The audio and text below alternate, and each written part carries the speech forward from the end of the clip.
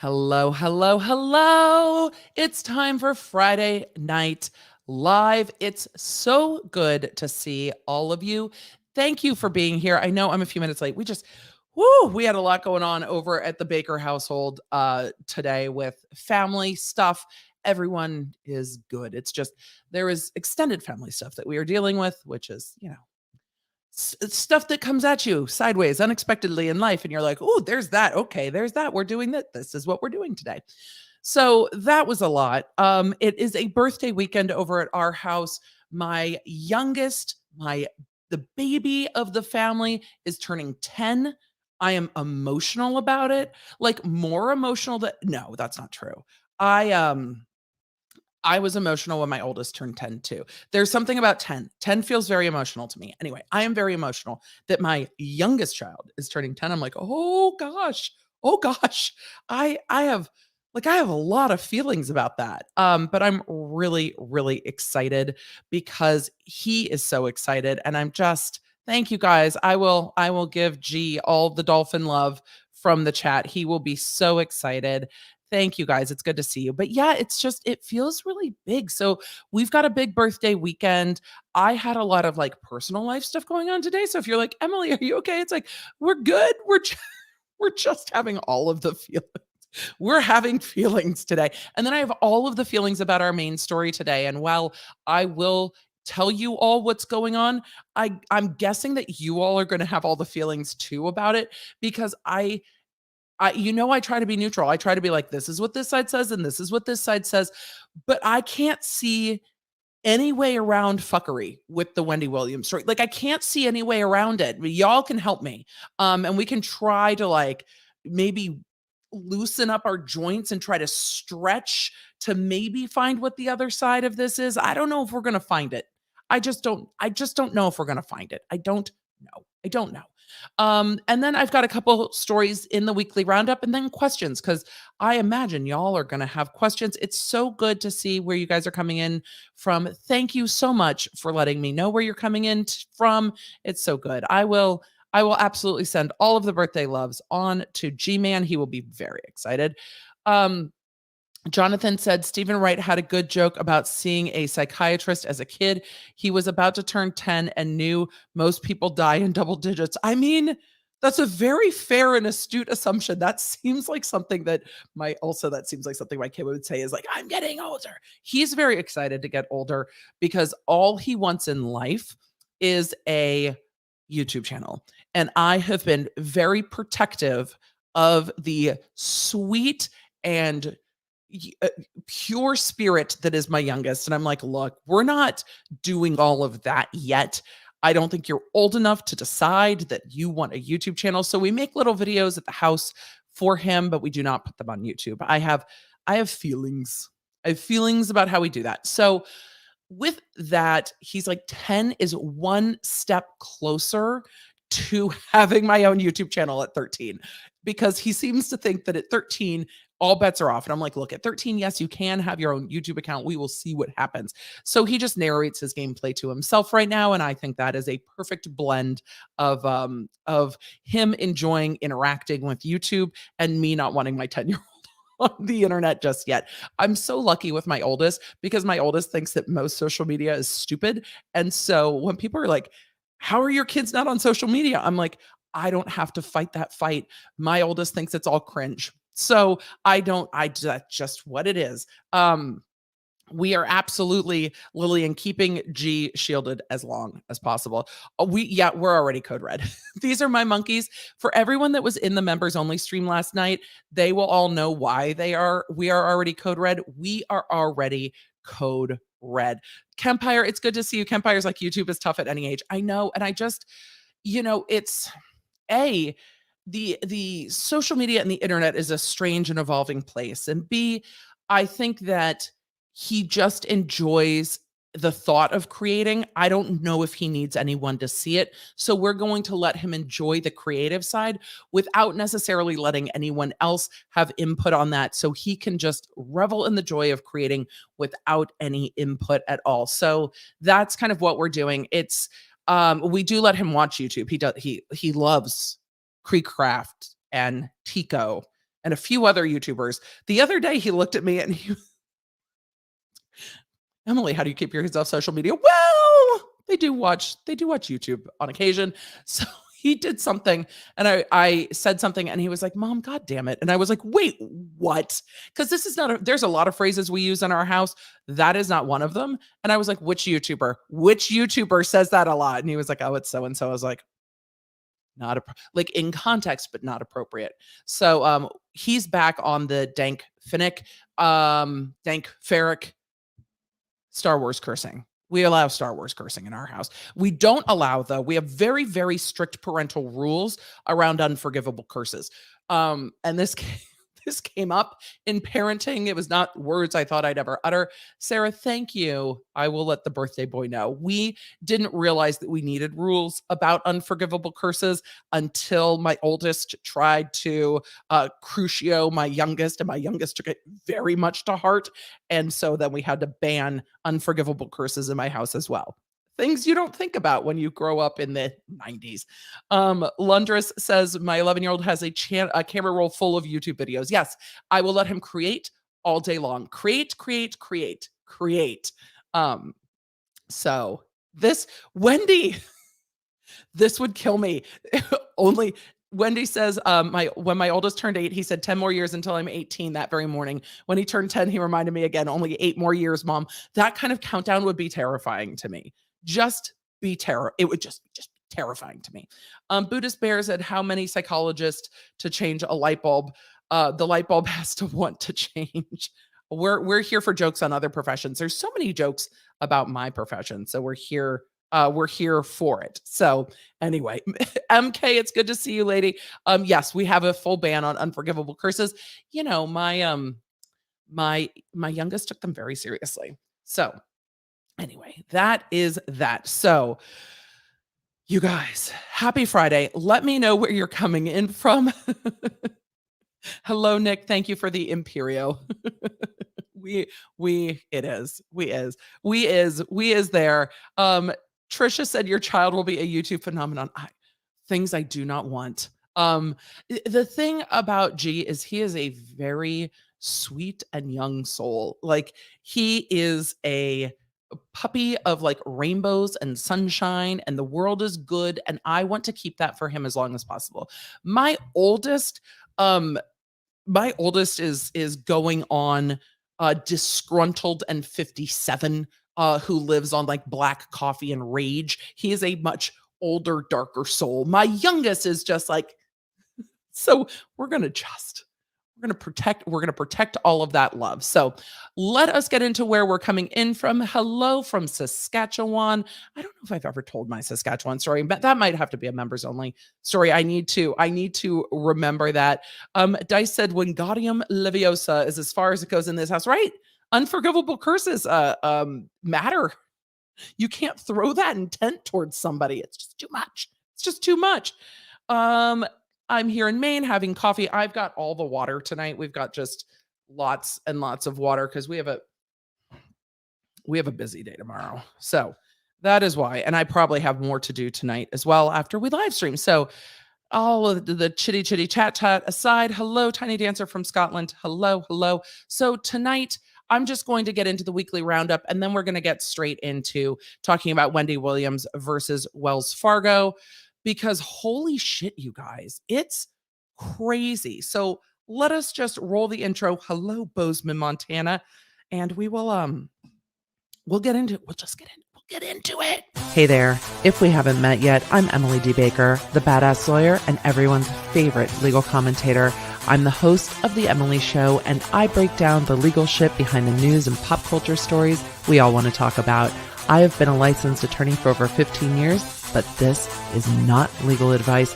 I should warn you, I'm a big fan of the cursey words.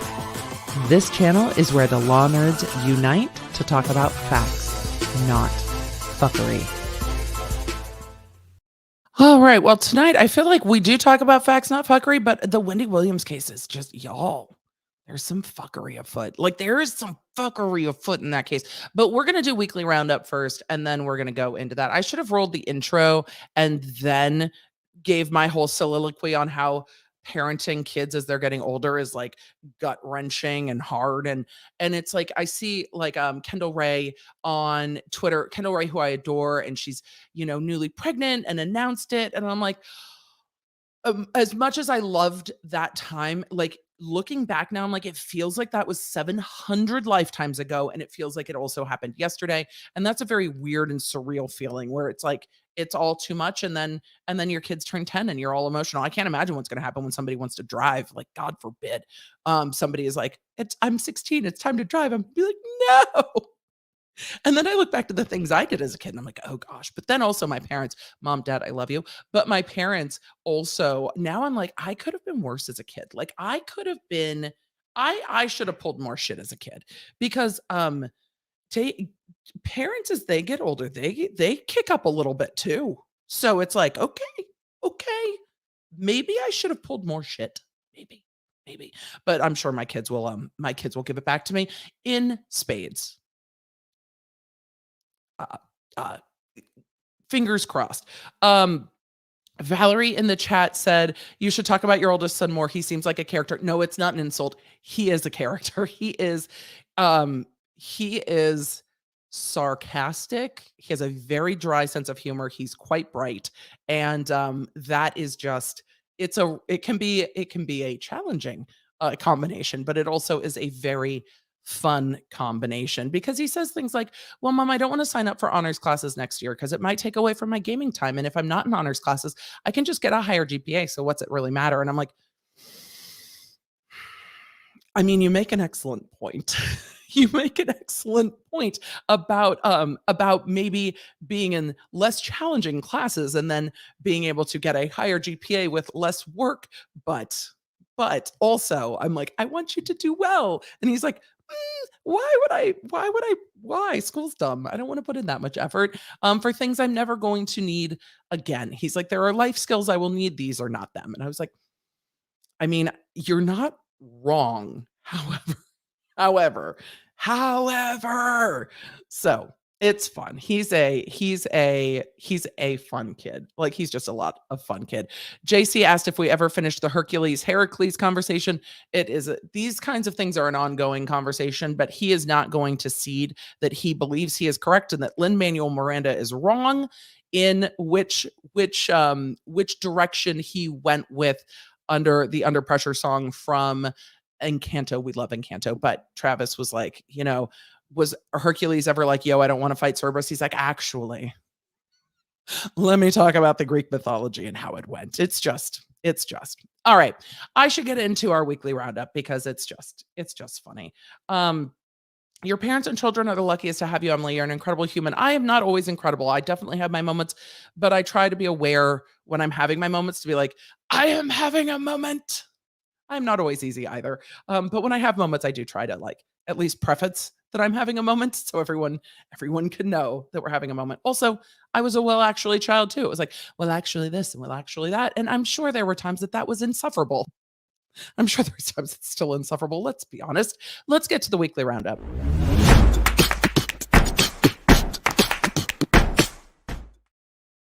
Because I can easily drink water during the weekly roundup. I love our little weekly roundup ditty. First of all, tonight was supposed to be a Duggar episode. It was supposed to be a Duggar episode. Wendy Williams is more pressing. It just is. So with that, here are the updates on the Duggar case. Josh Duggar has been convicted. We know this. The government filed their response to his motion for new trial, which is essentially like he's asking for two things. He's asking for a new trial or a jury notwithstanding a verdict, saying, hey, the jury verdict is not predicated on adequate evidence to be supported by the law. So this verdict has to be overturned by the court. That's not going to happen. Motion for new trial, we'll go over. I'm going to do a whole dedicated episode to it. But here's what was interesting about that. In the government's response, which was just filed today, the government filed a victim impact statement and filed it under seal. Here's what's interesting. Words are going to be hard tonight. Here's why? Here's what's interesting about that to me is that in this case, it was a a case of visual images and possession of illegal images.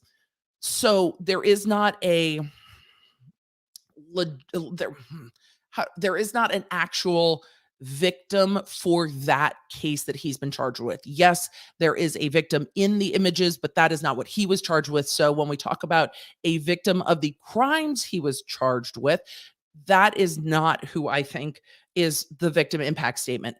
But because he had the past brought to light during this trial, I assume it was someone from those past actions that filed an impact statement to support the government's motion opposing the motion for new trial or the motion for jury notwithstanding a verdict. So with that, I think that it will be very interesting to see what happens when the court rules on this. So, or rules on this. Did I say rolls? Rules on this. So, I will be doing a full breakdown of both the filing by Josh Duggar and his legal team asking for a new trial or the verdict to be tossed, which I don't think is going to happen, or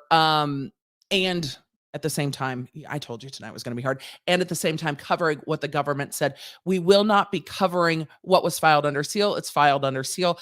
I am only going to speculate on it so far as that it would not likely be one of the children in the images that were possessed.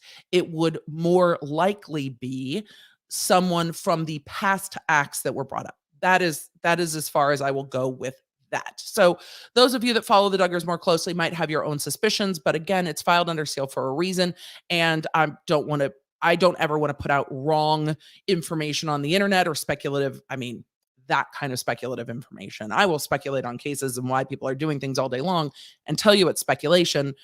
But with that, I don't think there's any helpfulness there. Does that make sense? Hopefully that makes sense. All right. With that, our next topic is Tati updates. Because again, I was going to get to Tati updates tonight, and now I'm just like, there are so many filings in the Wendy Williams case that all happened so fast that I'm going to give you a brief synopsis of what's going on in the Tati case and pull up one of the motions that I found interesting. So, with that, in Washington, there was an amended complaint filed that I will go over when we do a full update. So, an amended complaint was filed. That's not unusual. With that, an updated answer was filed. We've already been over the original answer. The updated answer doesn't change very much. It has the same, denials. There was a lot of snark in the answer, which we appreciated. And then there were counterclaims. The counterclaims are still there, including outrage, which is essentially an intentional infliction of emotional distress, IIED claim. Basically the same elements, just in the state of Washington. Invasion of privacy and multiple claims for that. Abuse of process and a federal wiretapping allegation saying that the recording of the underlying business meeting that we've all talked so much about was illegally recorded. With that, there was also a filing by Swanson in Washington asking for discovery to be compelled. And we're just going to talk about the court's order there real quick because it's a lot. Campires like this, Tati, is still going. Oh, there's multiple cases still going. When I say y'all, we're following it till the end. There are multiple Tati lawsuits and will probably be up in well until 2023. So for those of you that are like, are we still talking about Tati? Yes, because every time I bring up something else, I get asked 100 times over, Tati updates. So these are our quick updates until we get to do a breakdown of everything. So with this update, let me go ahead and share. But these lawsuits that are going on are all Well, no. There's essentially a Swanson v. Westbrook case, and then a Westbrook v. Swanson case. So there's two going on because the California one got dismissed for form nonconvenience. Um, so let us.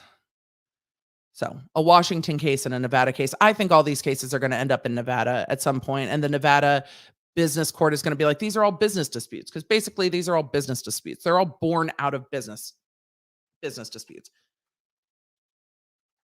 So here's the order granting plaintiff's motion to compel, plaintiff being Swanson, signed by the judge who was sitting in for the other judge. This was just signed January 10th. Look, we're topical. We're on time, kind of. We're on time, kind of. Here's what this said. The court the court considered the following: plaintiff's motion to compel, declaration of Nathan Bishop in support of plaintiff's motion to compel, lawyer. Defendant's non-opposition to plaintiff's motion to compel, declaration of Jazzy Jeff Blanco, lawyer. Reply in support of plaintiff's motion to compel. And then it says the defendants have filed a response entitled non-opposition. They state that they do not oppose the relief requested by plaintiff and that they intend to produce the documents sought by plaintiff if and when the court issues an order compelling the production of the documents at issue. Defendants non-opposition at 3 and 4, docket 82. The defendants state that in the meantime, however, they are obligated to oppose the plaintiff's motion by reason of the terms of a settlement agreement that they have executed with a third party in another case. Who do they have a settlement agreement with? Who do you think the settlement agreement's with? I think that Swanson is trying to get the settlement agreement that Tati has with KJ. That's what I think they're trying to get. Because what other settlement agreement would they be trying to seek in discovery? And settlement agreements, you don't win a suit, you settle a suit. Settlement agreements generally say that the settlement agreement cannot be disclosed unless it's ordered. But if it's ordered and it ends up in court documents, will we get to see the settlement agreement and know the things? The curiosity, the desire to know the things. But settlement agreements generally say you cannot disclose the terms or contents of that agreement to anyone, which is why I think when we saw the video from KJ saying this is what we've agreed to, I think that video, or at least the script of the video, was probably approved by both attorneys before it was made public on the YouTubes. So my nosy butt is like, is this going to become court record in this case in Washington?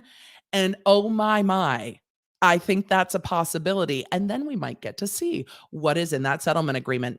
Wouldn't that be interesting? So this is why they're like, look, we will turn this over if the court orders us to turn it over, but we don't want to breach the settlement agreement that was reached in the other case, Tati versus KJ defamation case.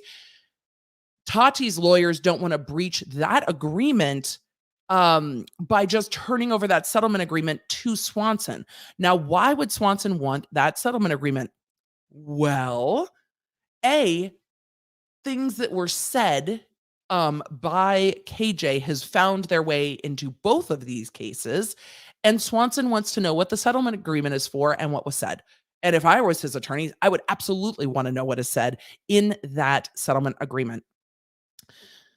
This continues with what Tati said, Tati being the defendant in this case. Defendants, Tati and James Westbrook. They state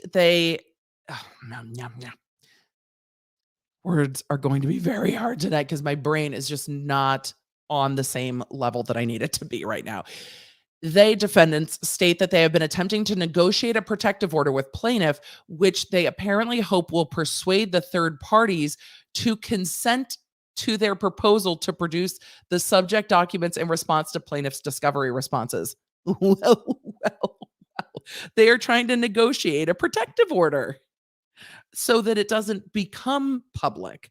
So I understand wanting it not to become public. That's generally part of a settlement agreement, is that it doesn't become public. But now I'm like, could this happen? Certain documents sought or to be sought during discovery may well qualify for protection pursuant to CR 26C. If the parties are unable in good faith to reach an agreement as to how the confidentiality of the documents should be protected during discovery, the proper procedure is for the producing party to identify the allegedly confidential and or privileged documents, prepare a privilege log, generate redacted and unredacted copies of the documents, and file a motion for protective order to protect those specifically identified documents. So the court is like, look, if you want to do this, you have to follow this procedure. So they it's interesting to me that Swanson hasn't agreed to whatever protective order they want on these documents and hasn't agreed that the documents would be filed under seal or such, which again, what will we see in the public forum? And when will we see it? I don't know, Emily. When will we see it? Keep reading. Defendants have not filed a motion for a protective order, and they have interposed no substantial opposition to plaintiff's motion. Thus, based on the record presented, the court hereby grants the plaintiff's motion to compel within 10 days from this date of the order. The defendants shall serve upon the plaintiff's full and complete responses to plaintiff's first request for production of documents, January 10th, 2022. So in the next 10 days, what we may see is a motion to file this under seal and parts under seal, wherein we may learn a little bit more about whatever settlement agreement was reached between Tati Westbrook and KJ during that defamation suit when it was dismissed for jurisdiction. And then it seemed to me that that agreement was to not, whatever agreement they reached was, well, KJ put a video on her channel talking about it. Whatever agreement was reached included not refiling a case in Minnesota and included giving information on the sources or source being Clark Swanson. Of course, Clark Swanson wants that information. Of course he does. Of course he does. And no shade to him, his side, of course they want to know. They want to know what information the Westbrooks have about him from KJ because it has come up in both the Nevada lawsuit and the Washington lawsuit. So we'll do a deep dive again into Tati updates when there is more. But for now, that is what's going on. There's not a ton going on in Nevada. I think in the Washington case, what we will see is more fighting over whether this is the proper form and trying to get all of the cases consolidated in the Nevada court, which makes the most sense to me because there's no point in litigating two cases with mostly the same parties in two different jurisdictions. And Nevada does have specialized courts that just deal with business. I can understand from Swanson's side, he might want to keep it in Washington and not go to the business courts because drawing it out is more taxing financially on the Westbrooks and it delays Halo Beauty. So if part of the goal here is like a giant fuck you, then the having it split into courts may achieve any of those types of goals, which, you know, litigation can get petty. Litigation can get petty. We'll see how petty it gets. So that is where we're at with Tati. And then we have to talk about this press release from the DOJ. I'm going to swoop this. This gets a swoop because holy shit. A $3.6 billion cryptocurrency seizure from the federal government perks my little ears right up. I'm still trying to figure out how to turn my Twitter icon into an NFT because basically I just want to be iJustine when I grow up without doing Brazilian jiu-jitsu because that terrifies me. The lightsaber fighting I'm in for. The Brazilian jiu-jitsu I'm out on, but I do archery, so I feel like it compensates. Like there's a compensatory thing. But NFTs. Anyway, I can't figure it out. I am not well versed in crypto. I am not a financial expert. But what I do know is that this is the largest seizure of cryptocurrency. I also know that in early days with Bitcoin, the FBI and other three-letter acronym agencies became some of the biggest holders of cryptocurrency because the US government knows how the world works on the dark web and the not everywhere web, and they absolutely use crypto to their advantage. So let us talk. MK, I'm here to talk NFTs all the time. Let us talk about this massive crypto seizure, because I think I swooped twice. If I swooped twice, I'm sorry. If I swooped once, I honestly don't remember if I swooped or not. So let's talk about these two. I saw, who did I see? It might have been Forbes referred to them as like the crypto Bonnie and Clyde. I don't know. Let's talk about the crypto couple, is what I'm calling them. I'm calling them the crypto couple. Two arrested for allegedly conspiring to launder 4.5 billion with a B in stolen cryptocurrency. What? The government seized 3.6 billion in stolen cryptocurrency directly linked to a 2016 hack of a virtual currency exchange. What? What? That's so much money. It's so much money. It's so much money. Two individuals were arrested this morning in Manhattan for an alleged conspiracy to launder cryptocurrency that was stolen during the 2016 hack of Bitfinex. Bitfinex, a virtual currency exchange presently valued at approximately 4.5 billion. Thus far, law enforcement has seized 3.6 billion with a B in crypto linked to the hack. I'm assuming they've seized the wallets. Here's what I see being a problem. During the Cardi B case, we saw a lot of news reporting on how they were explaining what like YouTube analytics were to a jury. Trying to explain cryptocurrency to a jury is going to be a challenge. Like, I remember trying to explain how cell phone triangulation worked to a jury with the person from the cell phone company, and the jurors, as I was like going, wah, triangulation, wah, this point here, wah, this cell tower there, the jury was like, what? Huh? What? I can't imagine what trying to explain cryptocurrency to a jury is going to look like, and then having to explain how you launder cryptocurrency to a jury is going to be fascinating. So I'm going to be covering this. This story, I hope you all are in, because get in for the ride. This is going to be a prosecution that we will be watching closely. I'm fascinated. Today's arrest at the department's largest financial seizure ever. Oh, not just largest crypto seizure. 3.6 billion is the most they've ever seized. I'm not surprised by that. Normally they seize assets with the M. They don't seize assets with the B. The Department of Justice is literally dancing. They're just like, billion, we seized $3.6 billion. Woo! I mean, not that our government's not like trillions in debt, but still, 3.6 billion. Today's arrest and the department's largest financial seizure ever show that cryptocurrency is not a safe haven for criminals. Those are big words. Deputy AG Lisa O. Monaco. In a futile effort to maintain digital anonymity, the defendants laundered stolen funds through a labyrinth of cryptocurrency transactions.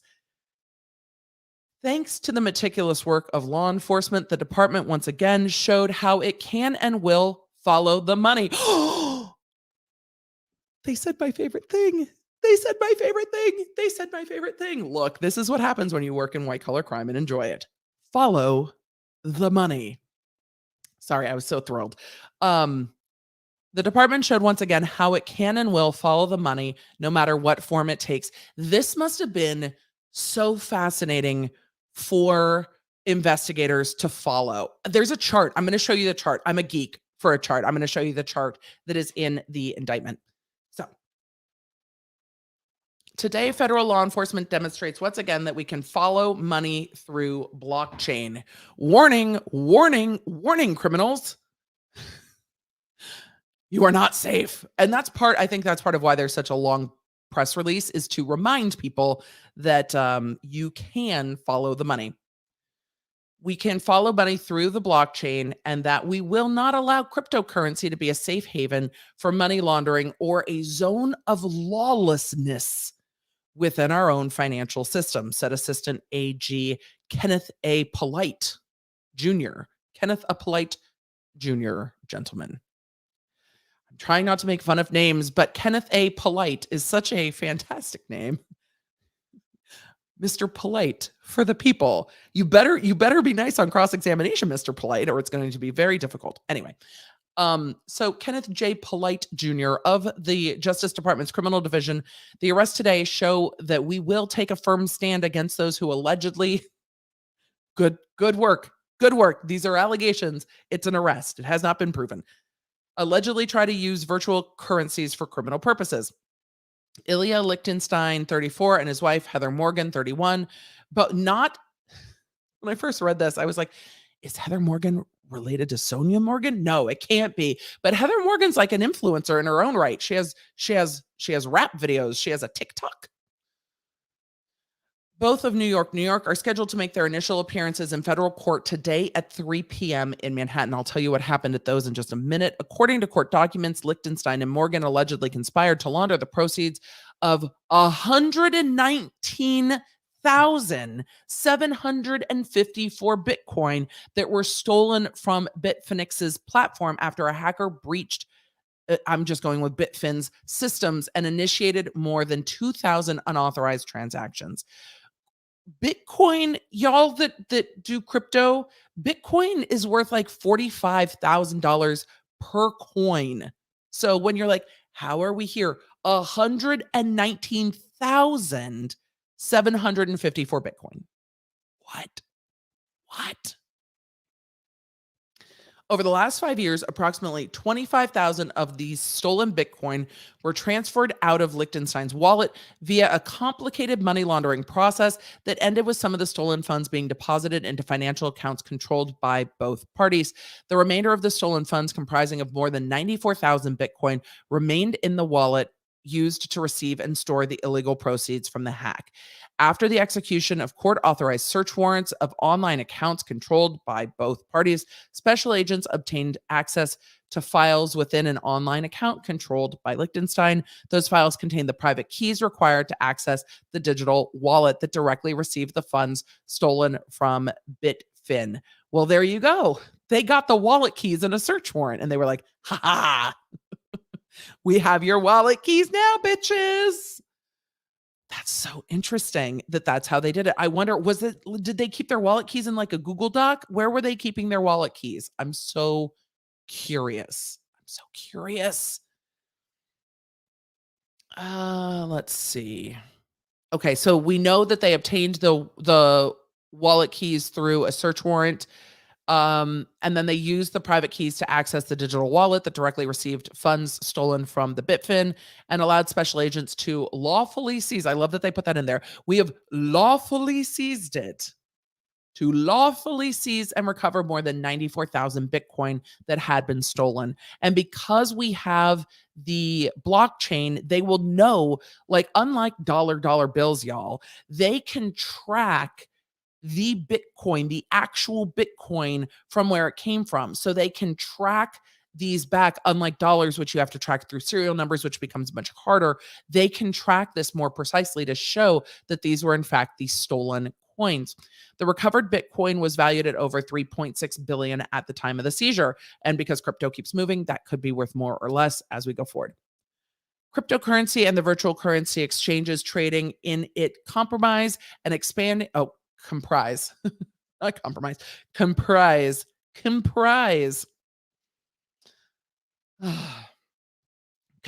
an expanding part of the US financial system, but digital currency heists executed through complex money laundering schemes can undermine confidence in cryptocurrency.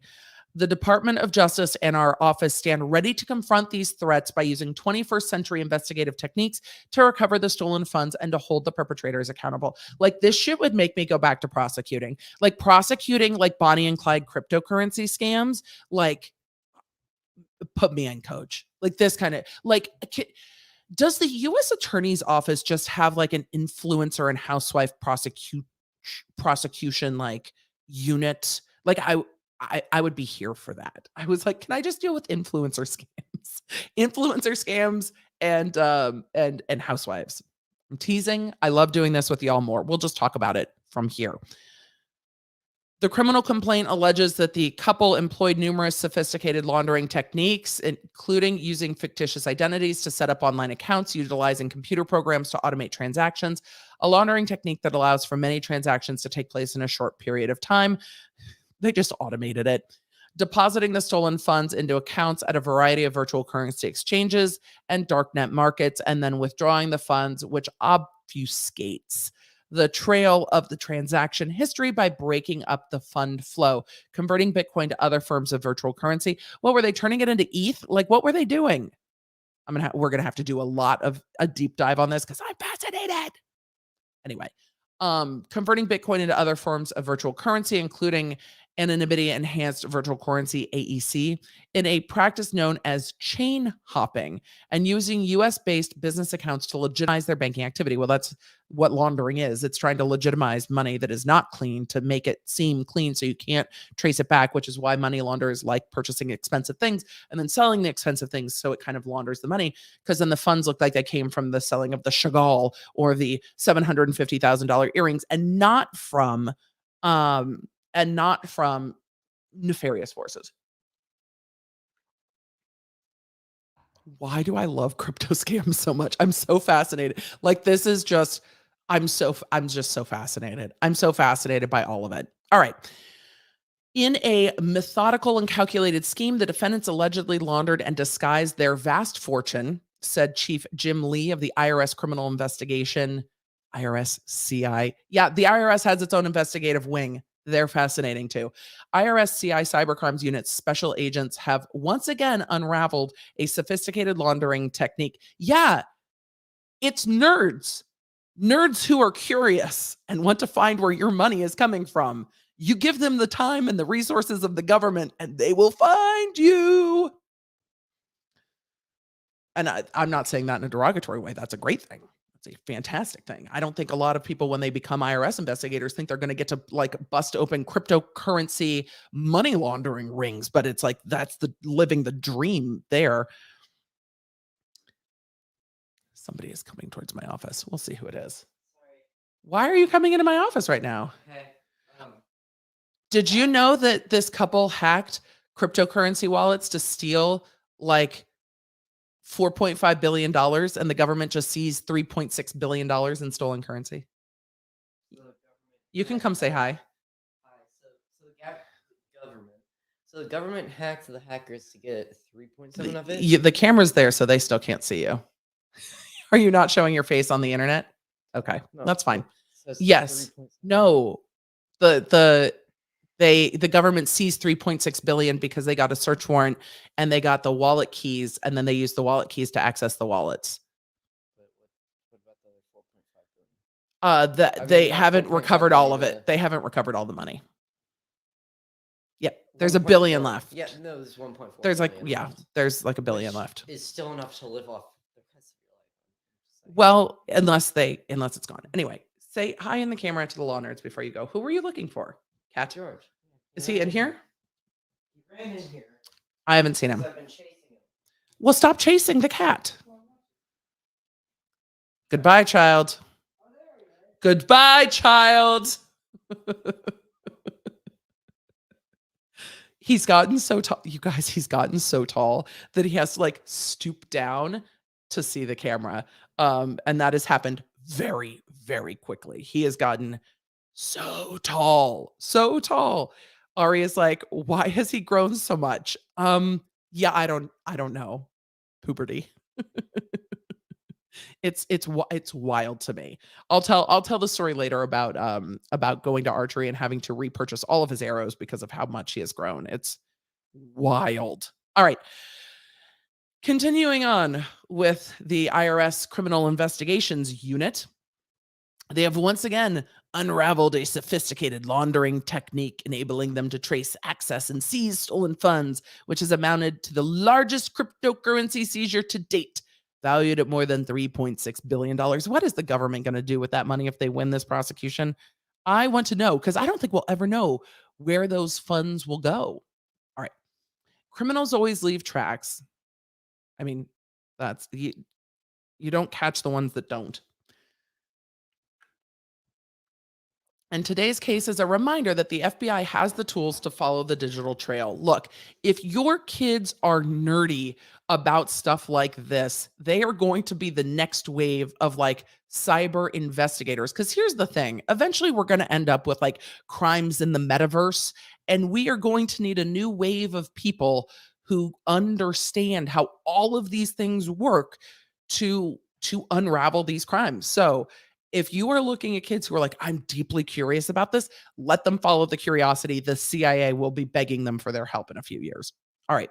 Criminals always leave tracks, and today's case is a reminder that the FBI has the tools to follow the digital trail wherever it may lead, said FBI Deputy Director Paul M. Abate. Thanks to the persistent and dedicated work of our FBI investigative team and law enforcement partners, we're able to uncover the source of even the most sophisticated schemes and bring justice to those who try to exploit the security of our financial infrastructure. Financial crime strikes at the core of our national and economic security. With a hack of this magnitude, public and private sector collaboration is crucial to ensure continued consumer confidence in our financial system. Ilya Lichtenstein and his wife, Heather Morgan, attempt to subvert legitimate commerce for their own nefarious purposes, operating with perceived anonymity. Today's action demonstrates HSI's HSI's commitment and ability to work with a collection of the willing to unravel what. Work with a coalition, me getting the words wrong. Work with a coalition of the willing to unravel these technical fraud schemes and identify the perpetrators. Words have gotten hard again, regardless of where they operate. Lichtenstein and Morgan are charged with conspiracy to commit money laundering, which carries a maximum sentence of 20 years. There are going to be some enhancements, I believe, for the amount laundered, but not much. A conspiracy to defraud in the United States, which carries a maximum of 5 years in prison. A federal district court judge will determine any sentence. We know that. I'm going to pull up the indictment. We're not going to go over the whole indictment today. I will do a summary of the indictment if you guys are as fascinated as I am, but I want to know if you are before I do it. And maybe I'll clip in some of Heather Morgan's social media presence. I think some of that was already on Phil DeFranco, because that is where I first saw this story, was on Phil. And then I went and pulled up the indictment. So we're going to peruse through. We're not going to read this whole indictment. We're going to peruse through this indictment quickly because I want to show you the chart. I love a chart. All right. This is Heather Morgan's. I need to pull his up separately. I think that these are the affidavits, not the full indictments. And that is why they are separate, but I have not, as I said, this is the beginning of me getting into this case. This is not the end. So this is Heather Morgan's affidavit for indictment, and it includes all of the facts, the investigating agent from the IRS criminal section, and then Exhibit A, which is the complaint and arrest warrant for Heather Morgan, aka Razzlecon.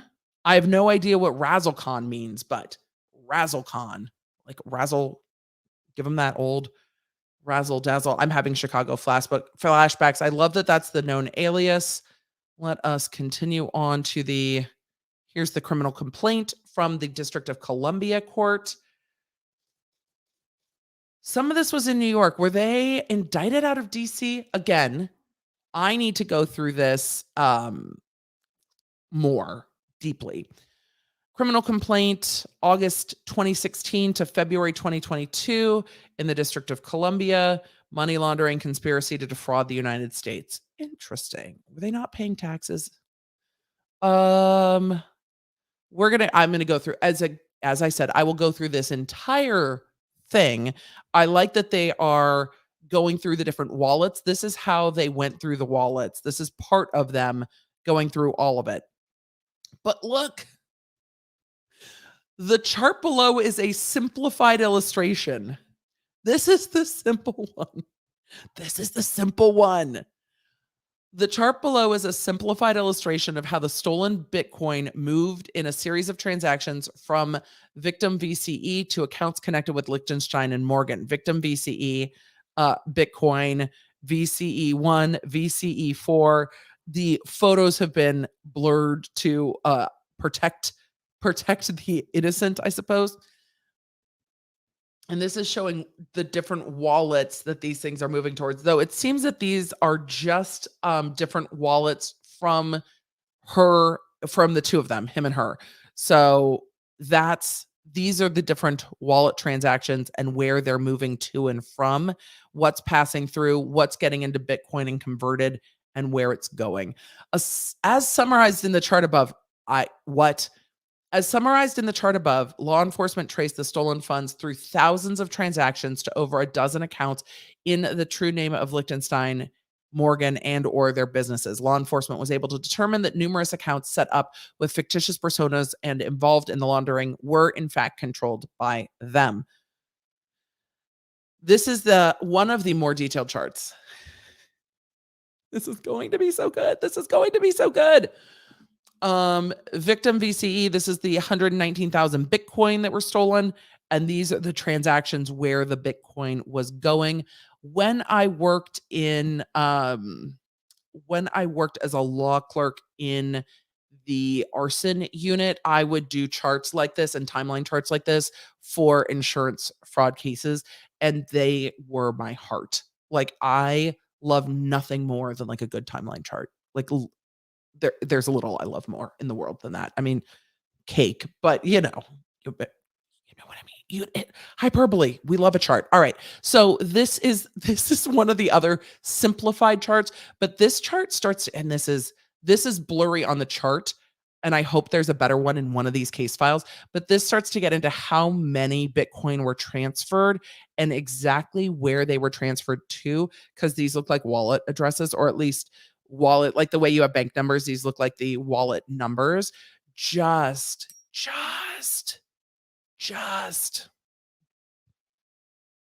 AB accounts, all the Bitcoin moving.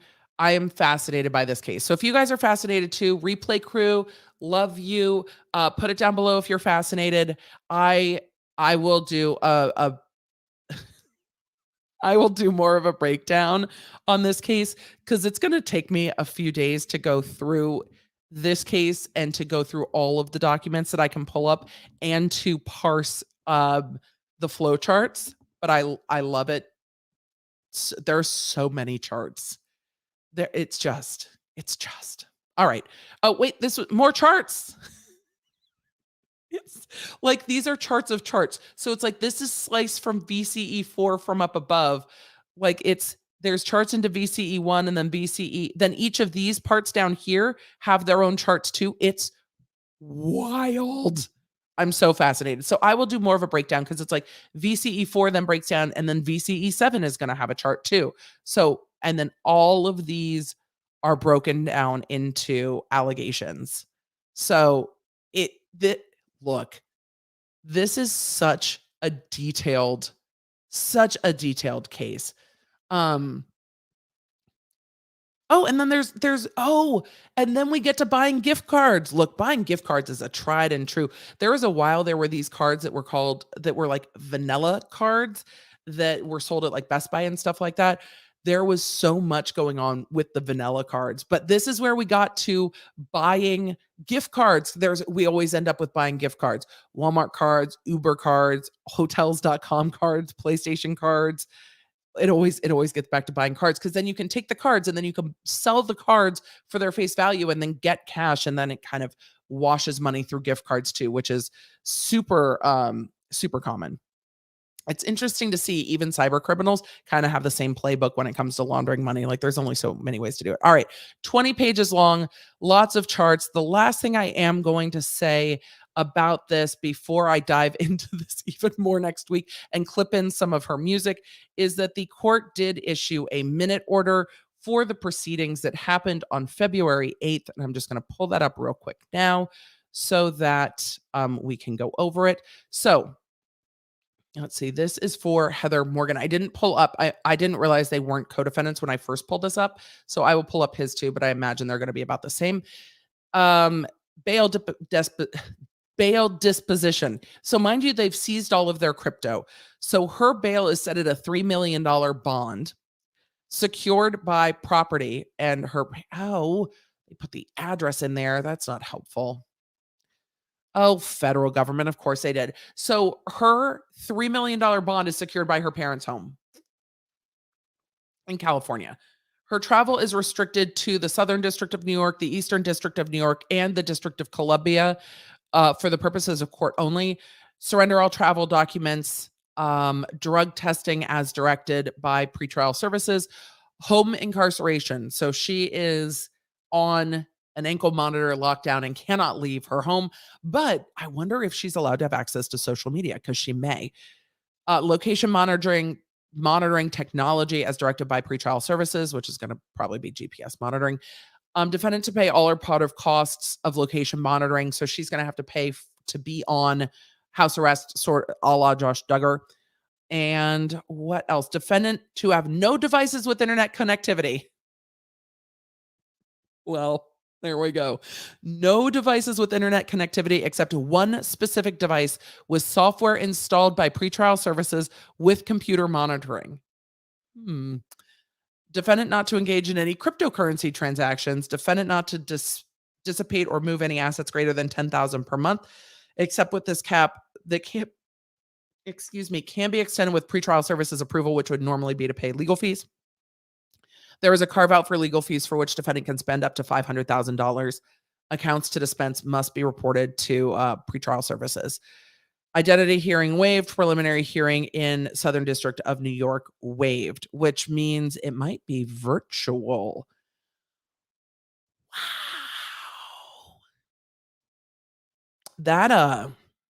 That's going to be fascinating. It's going to be fascinating. Now, this could take years to go to trial, but it is going to be fascinating. So there's that. But we are like almost an hour in, and that is not even our main topic today. So let's just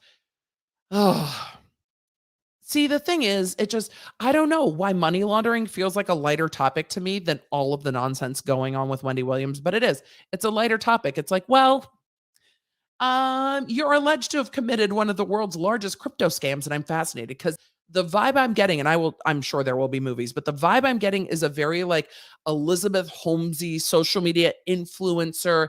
Like I'm the new wave of financial guru. I'm like a fintech genius vibe. Like I get Elizabeth Holmes vibes from this crypto arrest, and I'm here for it. Like I'm here for it. I'm fascinated.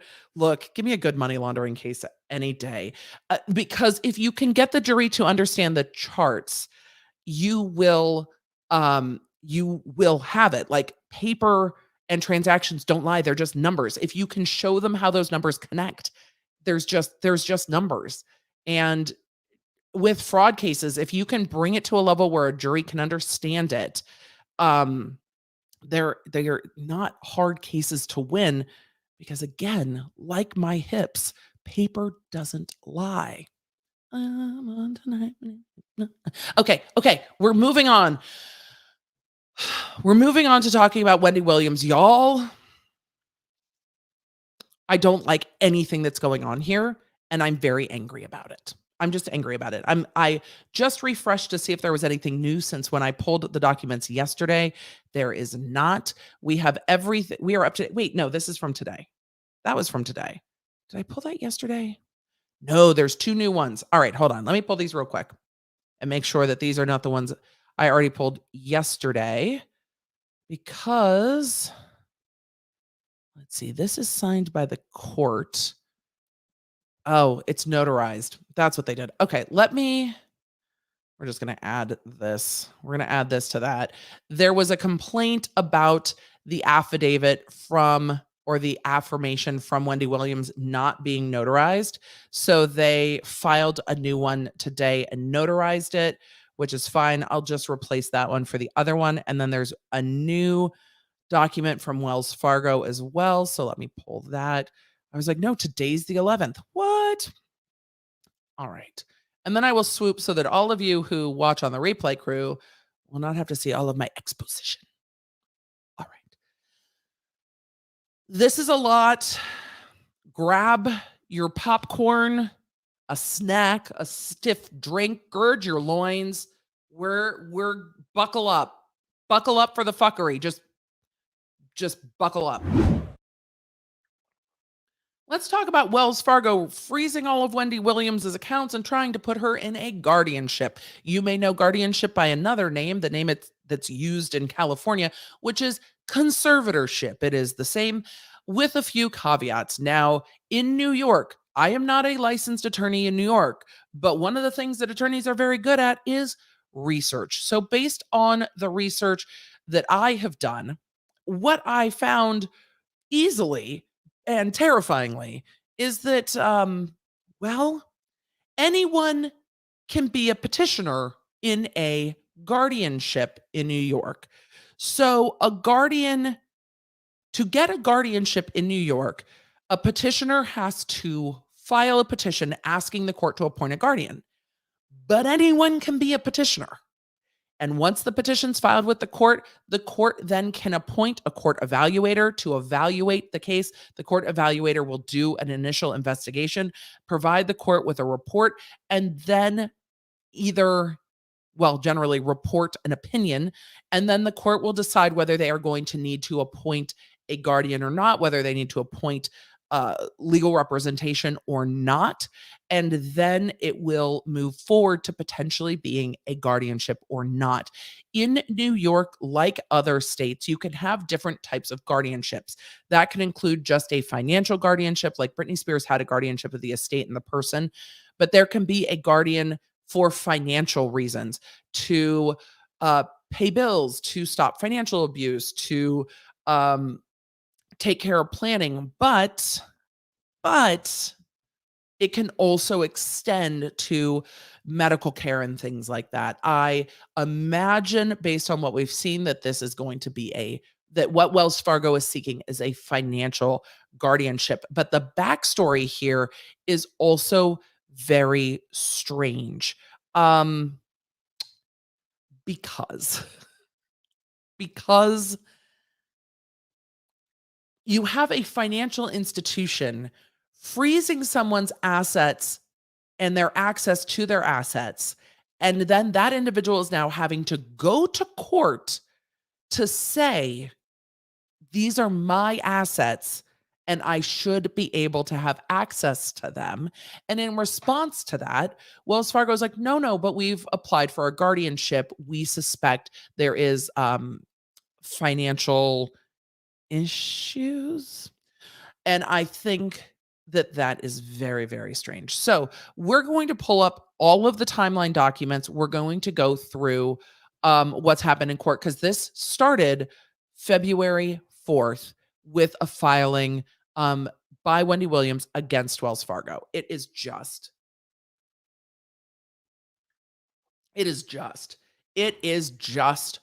wild. So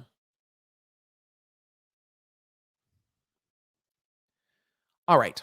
Petitioner Wendy Hunter, which is Wendy Williams, by and through her attorneys, Miami Entertainment Law Group, by way of petitioner, the attorney that's undersigned, against respondents Wells Fargo, we're just calling them Wells Fargo, brings this special proceeding to ask for the following: that respondent be stopped or enjoined from freezing all of petitioner's accounts, including but not limited to personal, business, deferred compensation, and investment accounts, and interfering with her right to access her financial assets and statements pending a final binding decision by an arbitrator, and alleges as follows. So this is an emergency petition for a preliminary injunction and temporary restraining order.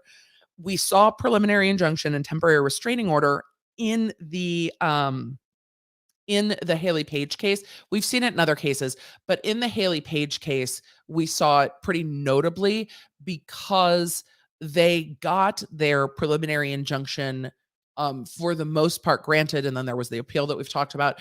And so you can get the temporary restraining order and then move to the preliminary injunction hearing. There's different standards there. So that is what we are seeing. Petitioner Wendy Hunter is an individual residing in New York. Wells Fargo is a company that it's operating in New York. Jurisdiction and venue, they're all in New York. We're not even going to go over it. Facts common to all causes of action are highly relevant to us. On or about April 11th, 2018, Wendy Williams and Wells Fargo entered into an asset advisor agreement and client agreement, collectively the agreements. So she had a asset advisor that worked for Wells Fargo and became a client of that particular service by Wells Fargo. Upon information and belief, the purpose of the agreements is for Wells Fargo to provide brokerage cash services and to execute securities trades with her accounts. Upon information and belief, I'm not going to say that every time, but then I might, but I'm going to try not to. Wells Fargo is in possession of several $1 million worth of funds belonging to Williams and which are currently managed by Wells Fargo or held in Wells Fargo's possession. For more than 2 weeks, respondent has denied Williams any access, whether online or otherwise, to her financial accounts. And when we say otherwise, we're going to get to how much Wendy Williams has had to go to lengths to fight with Wells Fargo over access to her accounts, including in person. And they have still not given her access to her accounts. Just, there is something else here. And I will tell you, we will speculate after we finish the documents. For more than 2 weeks, respondent has denied petitioner access, online or otherwise, to her financial accounts, assets, and statements. She can't access her statements. Can you imagine not being able to access your banking statements? I mean, if you're worried about financial fraud or undue influence or whatever they're going to say later, to not let somebody see their statements is so bananas to me. Bananas. All right. And statements based on advisement by Williams' former financial advisor, Lori Schiller. The petitioner, this is Lori Schiller's assessment and advisement to Wells Fargo that Williams was of unsound mind. Despite Williams's termination of Schiller as her financial advisor due to Schiller's, they're alleging, malfeasance in relation to petitioner's accounts and Schiller's improper conduct in relation to their professional relationship, Wells Fargo continues to rely on Schiller's advisement as support for its decision to deny Williams access to her financial assets and statements. As additional support for its decision to keep petitioner's accounts frozen, respondent references its authority under the agreements that we talked about above, the client agreement, to, quote, pause or reject instructions for a proposed transaction pending judicial or administrative remedies should they suspect financial exploitation, dementia, or undue influence. Okay. I want to yell about this, but I'm not going to yell yet. I'll yell about this later. Asterisks, yelly things. However, that provision is inapplicable in this instance for several reasons, including the fact that petitioner has not proposed a transaction for which respondent allegedly has the discretion to pause or reject. So this would be like saying, hey, sell my entire stock portfolio and put it into Dogecoin. Wells Fargo could say, I have questions about why you want to sell off your entire stock portfolio and put it into Dogecoin. That would be a instruction. I have questions. I, Wells Fargo, have questions about that instruction. So this agreement gives me the right to pause that instruction or reject that instruction because it seems sus. And we can go to court or go to arbitration and talk about it. But freezing of the entire account, all of the accounts, and access to statements for me does not fall under instructions for a proposed transaction. Proposed transaction is the operative word.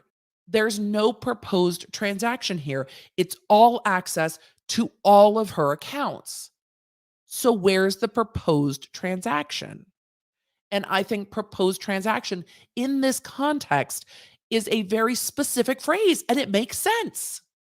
Proposed transaction would be, hey, do this or do that. There, I don't see a proposed transaction in freezing somebody's fucking accounts, but okay, we'll continue. I agree with them that that provision seems to be inapplicable based on a plain reading.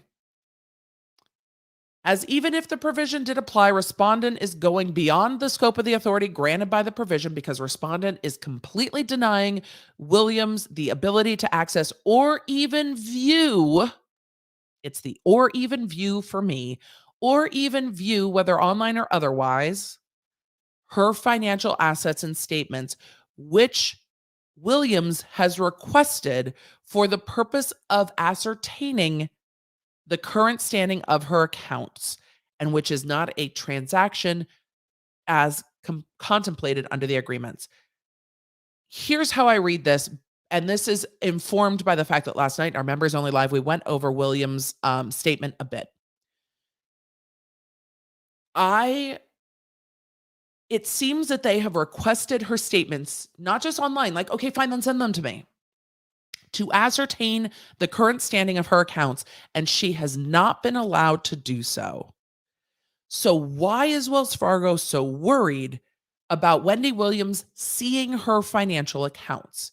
And what went down when Williams terminated this financial advisor? Was it a termination and I'm withdrawing all of my money out of your bank immediately and going to bank with somebody else? What is it? What is it? What is it? And why won't they let her see her accounts? Why can't they just mail her, email her lawyers, fax her lawyers? Her lawyers probably have a fucking fax machine. Fax her lawyers her financial statements.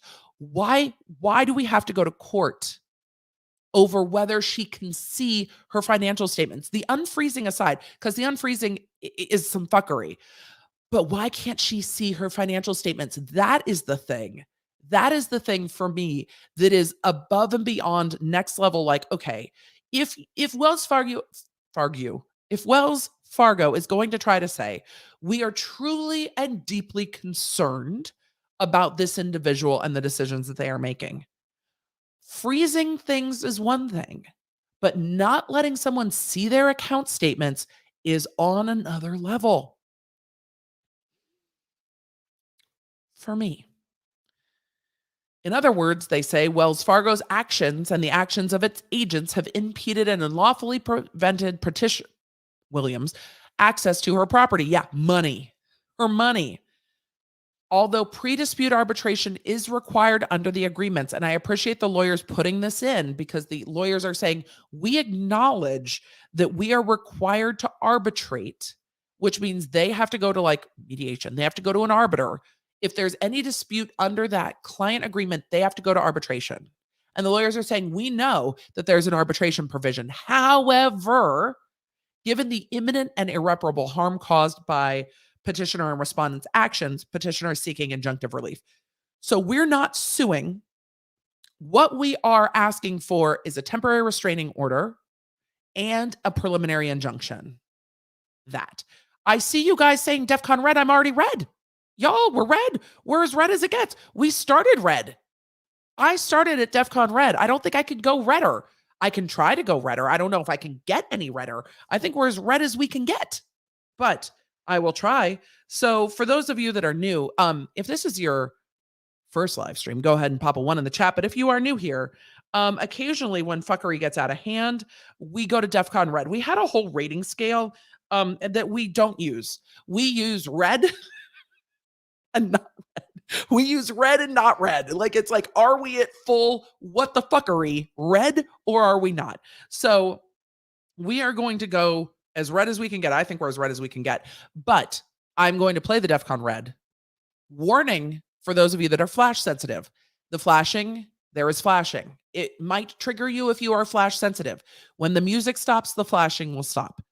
It's time to go to DEFCON red.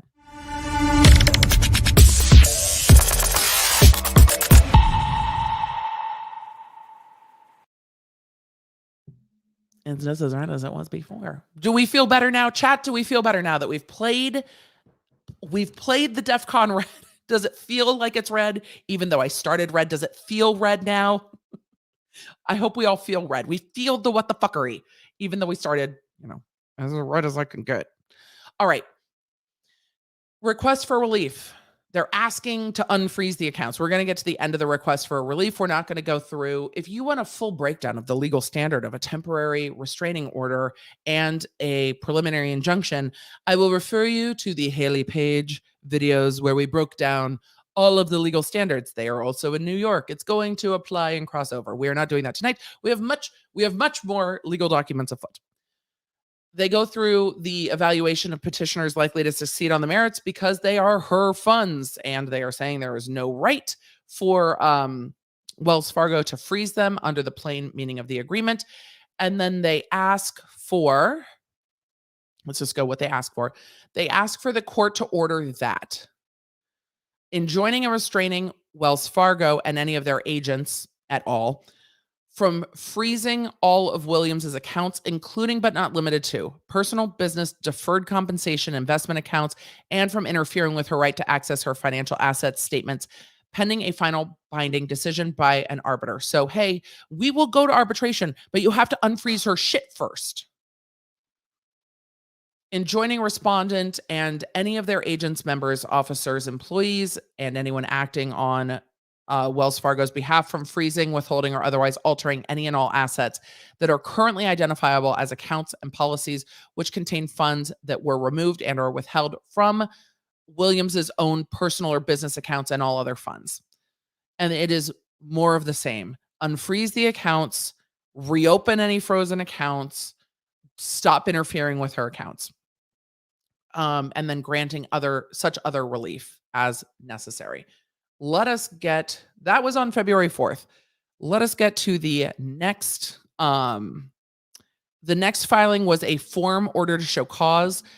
The order to show cause that was filed is not filled out. This was just filed as a, hey, Your Honor, here's our proposed order. And this was actually filled out by the court, but we're not there yet. So I'm not going to go over it. We will come back. Let us go to Wendy Williams' attorney's affidavit next that was filed on February 9th. So we've gone from February 4th to February 9th. This is Wendy Williams' attorney's affidavit, affirmation. And we will go through it. So Celeste N. McCaw. I'm sorry. I'm a child. I can't help it. I just hear Stifler going, caw. I don't remember what movie it is, but I think The Rock was in it too. It was some kind of a weird adventure movie that had Stifler in it, and caw came in heavily, but that's where my brain goes. I apologize. All right.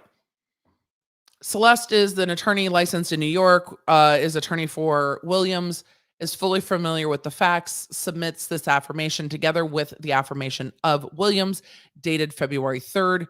I wonder why it took that long to get filed. Thank you, chat. The rundown. You guys are the best.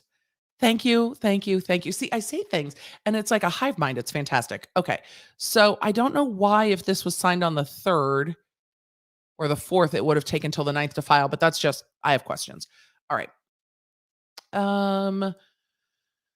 I'm submitting this affirmation together with the affirmation of Williams in support of the emergency petition for preliminary injunction, temporary restraining order, and other relief in aid of pending arbitration. dated February 4th, by order to show cause for a preliminary injunction. I'm not saying all of that again. Yes, and we know what it's for. On February 4th, Hunter commenced this special proceeding by filing the emergency petition, which is attached below, asserting, among others, that Hunter is likely to succeed on the merits regarding the cause of action against Wells Fargo for declaratory relief and breaches of fiduciary duty based on Wells Fargo's refusal to allow Hunter to access her financial assets and property. So this is what they are.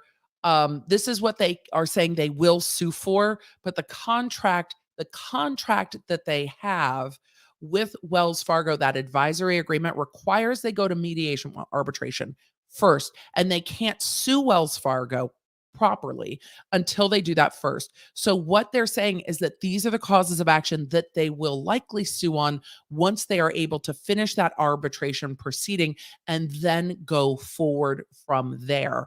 But they can't sue yet. Does that make sense? It's like, cart, horse. But they're asking for this TRO, which would normally be in connection with a lawsuit. They're saying this TRO can't be in connection with a lawsuit yet because we can't file a lawsuit yet because this contract forces us to abide by this provision. So they are trying to abide by the contract while still seeking relief, which I think is appropriate when what is happening is so drastic. So that's what they will sue for when they sue breach of fiduciary duty.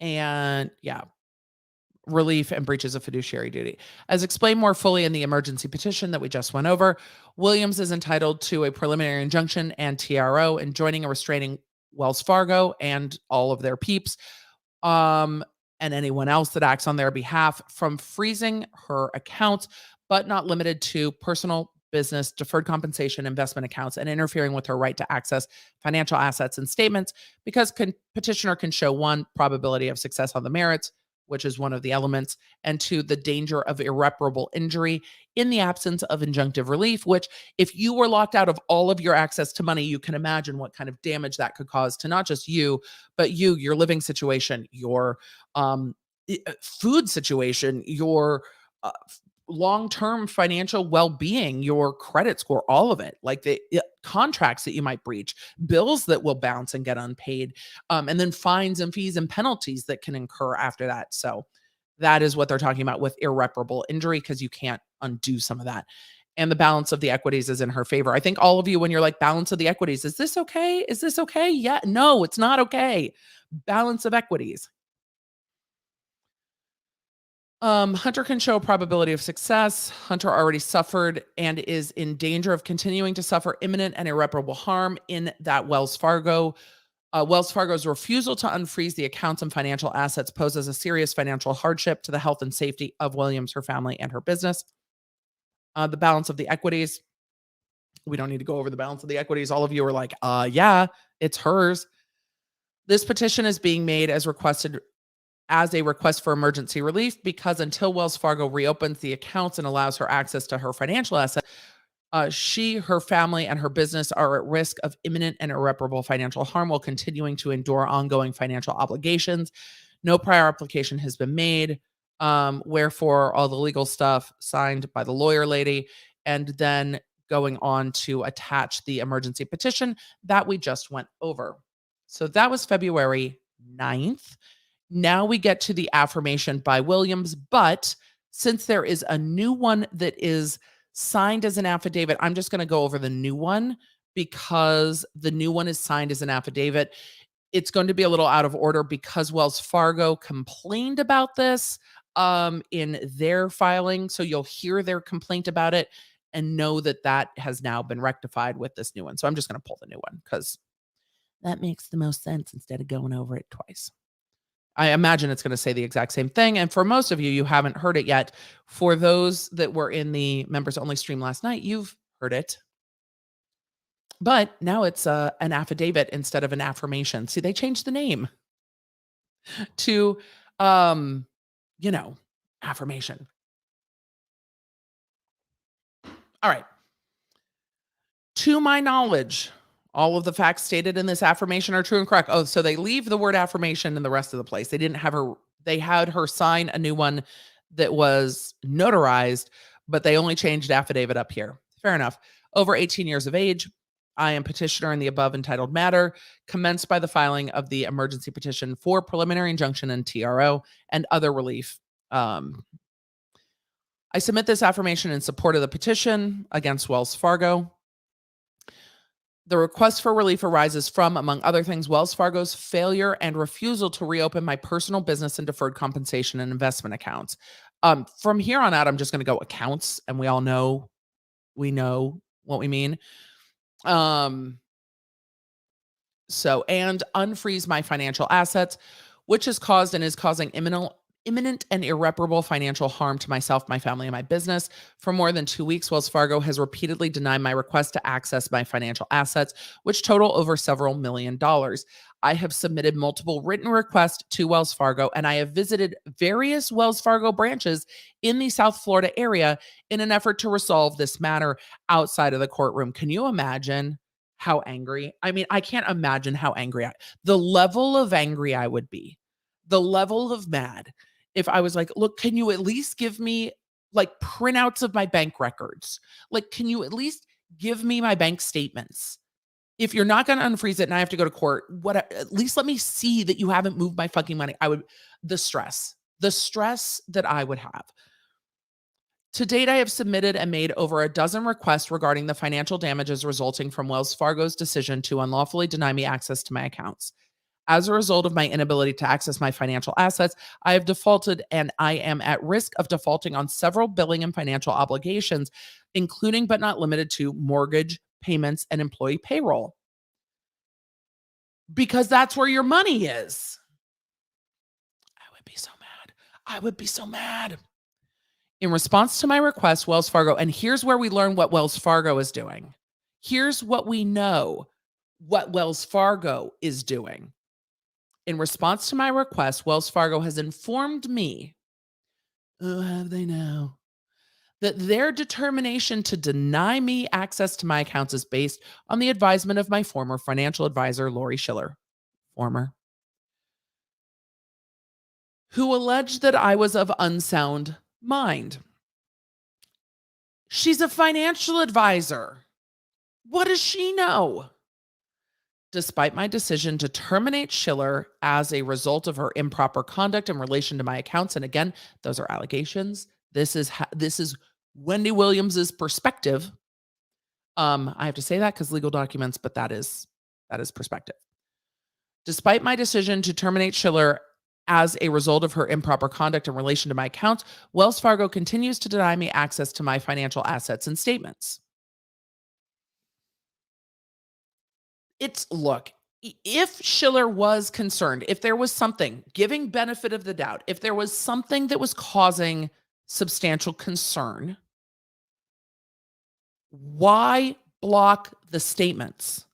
And that's what I don't understand.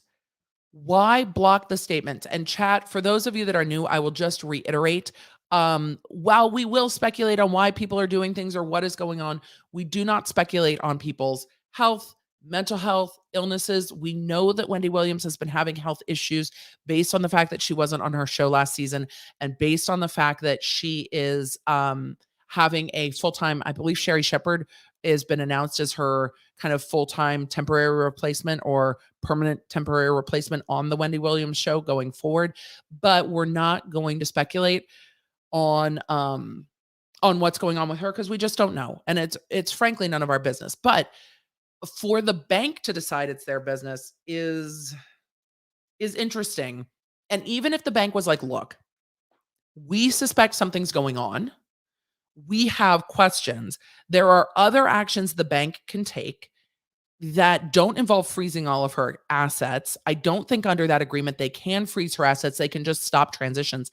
And they have no right to deny her statements. And that is the part that is very, very strange to me. So it's very strange. But I will just say, if someone is going through health issues, and even not like health issues that involve mental impairment, having someone who has legal power of attorney can be very helpful, because then it can make some of these things easier for someone to step in and help with. Because if the bank's going to be like, well, we have questions about you. It's like, okay, well, this is the person who has my power of attorney. Fine. Give them access to my accounts then, which is a way around this. But this is just wild. And the blocking of access to the statements is very, very sus for me. This then goes on to say, as I am in the process of auditing my current vendor and service contracts to ensure that all personal and business relationships are in line with my current needs, which everyone has the right to do, it is essential that I have access to all of my financial property. It appears that Schiller was and is disgruntled by the decision for a potential change in direction. I don't know if that means leaving Wells Fargo or just moving to another financial advisor. I don't know. And it saddens me that respondent and I have not been able to resolve this controversy amicably. It resolves it. It saddens me too. To have to go to court over this seems so wild.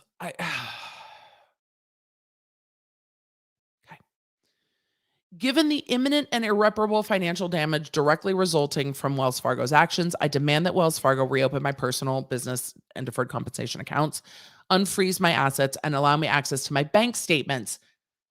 Again, stretching to if they have concern that cannot be dealt with in any other way. The bank statements, though?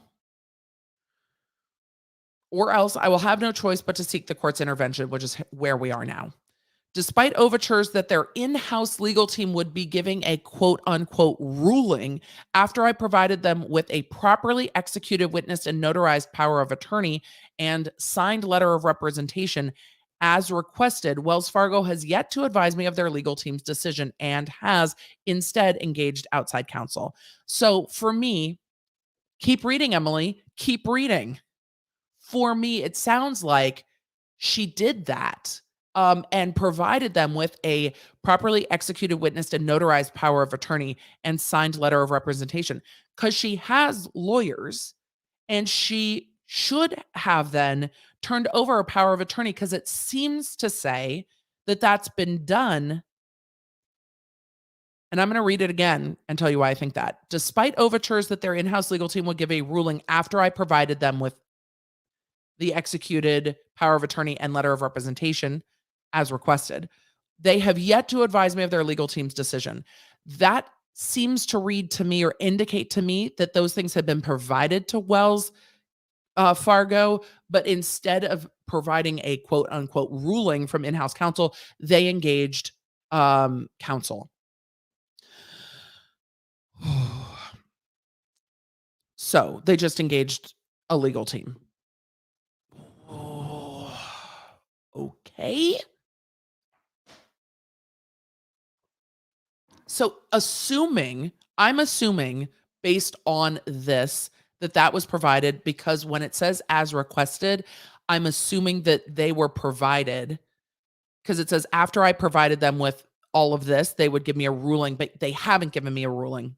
So I'm assuming that those things have been done and that she does now have a power of attorney who could deal with this. Nonetheless, despite the urgency of curing the irreparable financial damage in a good faith effort to resolve this matter without the court's intervention, I advise my attorneys to wait until February 3rd before filing the emergency petition. However, Wells Fargo has still failed. And this, you guys, if you're like, why does that seem blurry? It's blurry. It's signed and faxed. However, Wells Fargo has failed to reopen my accounts or unfreeze my assets or allow me access to my financial statements. Such failure has caused me and is continuing to cause irreparable financial damages and financial hardship to me, my family, and my business. Until Wells Fargo reopens the accounts and unfreezes the assets, my family and I are at risk of suffering continue irreparable financial harm while enduring ongoing financial obligations. Accordingly, it is respectfully requested that the court issue an order for preliminary injunction and TRO enjoining and restraining Wells Fargo and anyone that works with them from further freezing her shit. So this is then notarized, and this was notarized the 11th day. That was notarized today. So this was notarized. It's interesting in California. Oh, in Florida. I was going to say, where were they notarized? Florida. So this was notarized today because Wells Fargo, um, Wells Fargo responded, and we'll get to their response, and said, well, the information was not notarized, so it is insufficient, and the court cannot consider it. And then there's a letter filed today from Williams's attorneys addressing that, but we will get there in a minute. Okay. So then, also on February 9th, we get a letter from Wells Fargo, the first of two. Let's go to Wells Fargo's first letter. Why does Wells Fargo have the snotty voice? Because they are the large institution, and I have questions for large institutions that are freezing people's assets willy-nilly and not letting them see their financial statements, which I think, like, there's laws governing how banks work. I'm sure that's second to all of this, but still. All right.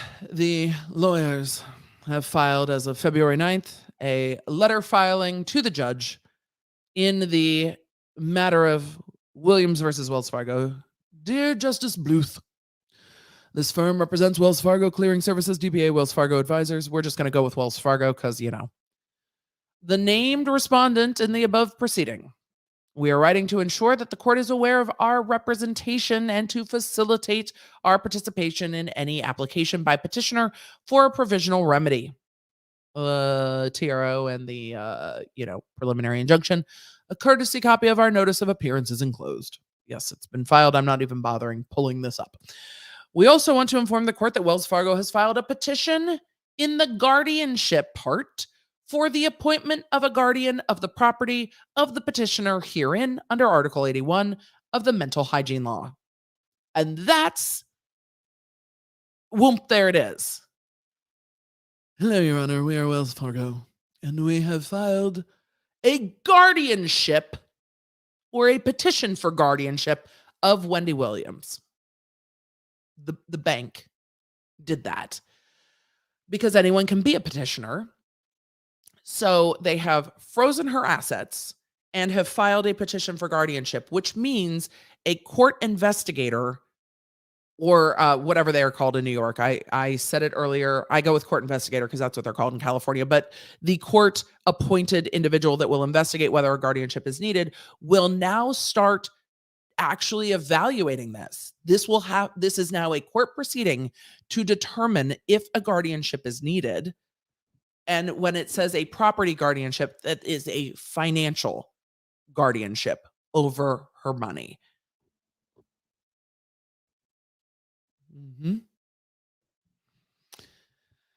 We would welcome the opportunity to provide Your Honor and opposing counsel with a copy of the guardianship petition. Well, it concerns me that they are saying that Wendy Williams's lawyer does not yet have a copy of what they filed, because they are saying, Your Honor, we will provide you and her lawyers with a copy if you would like.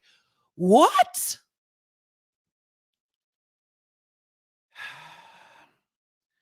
But we would like to do so under seal or in another manner that will preserve the confidential nature of guardianship proceedings. To summarize without divulging too much on the public record, because yes, this is the public record, Wells Fargo has strong reason to believe that petitioner is a victim of undue influence and financial exploitation. The petitioner is an established client of Wells Fargo and notably 15 years with the particular financial advisor, a 23-year veteran of the financial services industry with an unblemished record.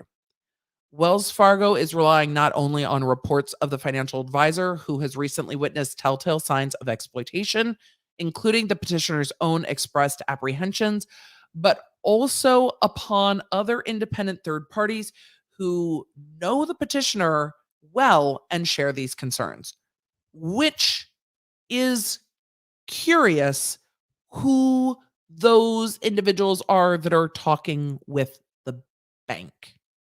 Who? And for those of you asking in the chat, I know I talked about it earlier, but yes, guardianship is what they call a conservatorship in New York. Some states it's a guardianship, some states it's a conservatorship. It is same.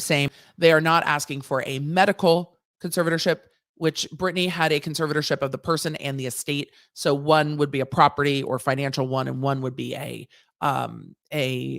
of the person. They are just asking for the one over her property. They are asking for one guardianship over her money and her property. So that the Financial Industry Regulation Authority, FINRA, which regulates financial service companies such as Wells Fargo, has become increasingly aware of these types of problem and has encouraged. Oh, there's a authority. Who is this? A federal government authority? Who is the FINRA? The FINRA regulates financial services companies like Wells Fargo and has become increasingly aware of these types of problems and has encouraged financial institutions to be alert to possible exploitation of their clients and to take preventative action where possible. What? But then why not give her statements? Like, even if. So they're saying, look, FINRA is telling us to do this. It's not us.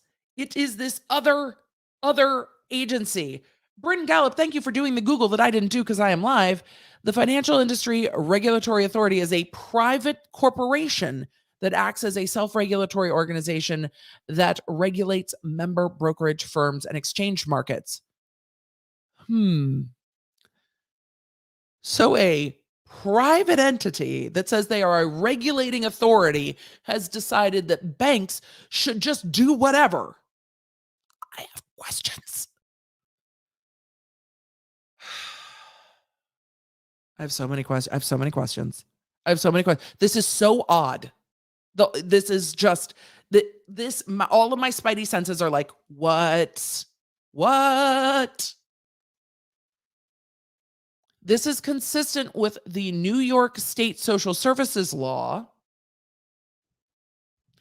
which encourages measures to mitigate improper use of an adult's funds, property, or resources by another individual, including but not limited to fraud, false pretenses, embezzlement, conspiracy, forgery, falsifying records, coerced property transfers, or denial of access to assets. What does Wells Fargo think is being... Well, I guess we know what Wells Fargo thinks. Wells Fargo said what they think is that they believe they have witnesses of the telltale signs of exploitation, including Williams's own expressed apprehensions, then freeze a transaction, not all the accounts. I wonder if she was trying to move her money out. But also upon other independent third parties who know petitioner well and share these concerns. Who? Okay. FINRA Rule 2165. They are now citing a non-regulatory regulatory agency. Okay. Has recently amended. Oh, this is okay. Keep reading, Emily. FINRA Rule 2165, as recently amended, authorizes a financial institution to place a temporary hold on the disbursement of funds or securities where such activity is suspected. That is precisely what Wells Fargo has done here, pending a determination in the guardianship part concerning its client's capacity. You have a private company making rules for banks that they can just do what the fuck ever? What?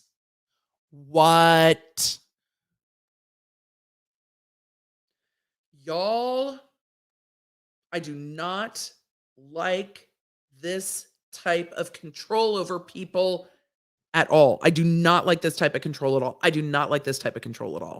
don't like it.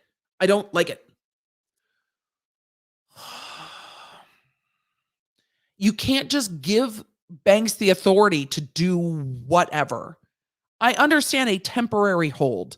I understand holding a financial transaction that seems suspicious. I understand that. And I don't say that I disagree with that. I understand that there are ways that it is easier for the bank to say, this transaction seems suspicious. I need more information. I have questions. Before the money is gone, the shit's out of the horse and there's nothing we can do.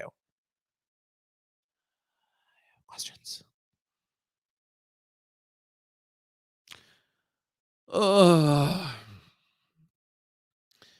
Lynn has super chatted. Thank you for the super chat, Lynn, and says this absolutely infuriates me. I'm a social worker who specializes in geriatric mental health. I worked for APS, and for those of you that don't know, APS is Adult Protective Services. Doing investigations like this, the banks are supposed to refer. And it's interesting. They haven't said, they have not said that APS was ever involved. And you guys in the chat are saying FINRA is government authorized, not for profit organization that oversees US broker dealers. But just to make rules to be like, okay, we can do whatever is so weird. Don't like it. But I also have my own perspectives on regulations. I get where things can be helpful. I get where the bank can stop the shit from getting out of the horse and can stop people from being taken advantage of. But the 2-week freeze, B, the saying, okay, let's get somebody who's power of attorney, and then not letting her see statements all seems sus to me. Okay. It seems like instead of calling Adult Protective Services to help in a determination, they just started going for the guardianship, and then they're having the court investigator for the guardianship make that determination for them instead of working with Adult Protective Services, which seems like a much more restrictive way to go versus bringing in a professional early who can help versus going for a guardianship.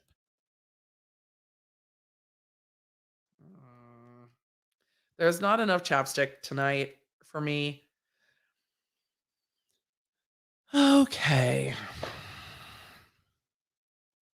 As noted, we stand ready to provide your honor with the record that will be furnished to the guardianship part. We respectfully suggest to preserve the confidential interest of the alleged incapacitated person as contemplated by Article 81, that the records in the instant proceeding be sealed, at least pending the outcome of the Article 81 proceeding, or that an alternative protocol be established to preserve confidentiality in the interim. File it under seal then.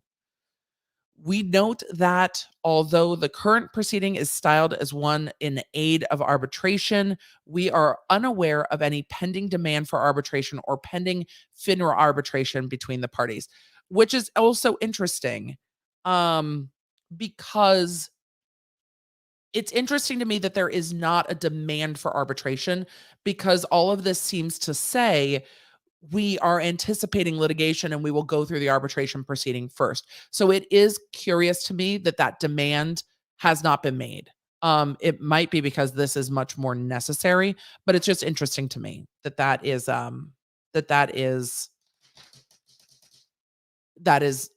fact, it seems. Wells Fargo is merely a stakeholder in this proceeding. It has no interest in the outcome and seeks only to follow the anti-exploitative guidelines of FINRA and the state of New York for that protection of the financial interest and confidentiality of its client. We have little doubt that regardless of the outcome of the Article 81 proceeding, Wells Fargo will have demonstrated good cause for acting in the cautionary manner in which it is proceeding. And I will say, we don't know that, look, it seems like a lot to freeze everything. It's a lot to freeze everything, and to not give access to the statements is clearly, I think y'all law nerds are aware that that's the thing that is troubling me the most, because it doesn't even give someone peace of mind to know that their assets have not been fucked with. If they are deeply concerned, and if they have cause to be deeply concerned, that will not be public record. But there is so much that is odd in this, and the way that they've gone about it is also odd.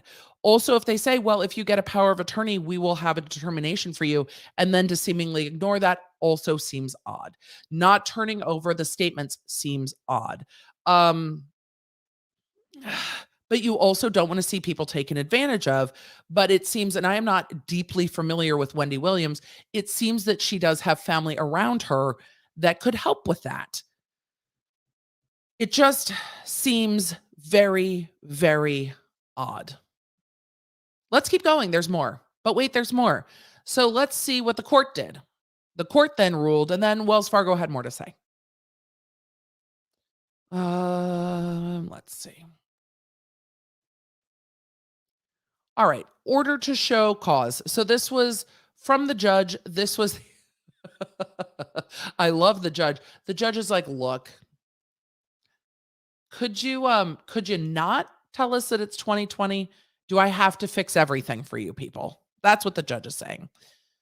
So, with that, the judge has very thoroughly gone through this order to show cause and has decided that there is sufficient cause alleged to put Wells Fargo into proving why they are doing what they're doing. So the judge has said that on the 15th of February, on submission only. So file your documents. What do you have to say? File by submission only why an order should not be entered for a preliminary injunction and TRO pursuant to the law, enjoining or restraining Wells Fargo and any of their peeps from freezing petitioner's account, including but not limited to personal business, all the accounts. So the judge is saying, prove it. Prove it. So they are going to have to show why they are freezing this. So there's that. Then Wells Fargo filed a letter. So this is Wells Fargo's second letter. This is from February 10th. And then we will go to the last letter from Wendy Williams' attorneys.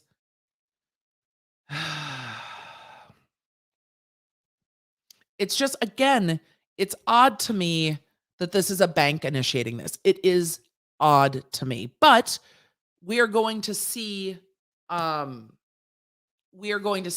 the judge rules. So, from Wells Fargo, dear Justice Bluth, on behalf of Respondent Wells Fargo, we apologize for further correspondence, but we are concerned about the petitioner's situation, and we want to reiterate we are all very concerned.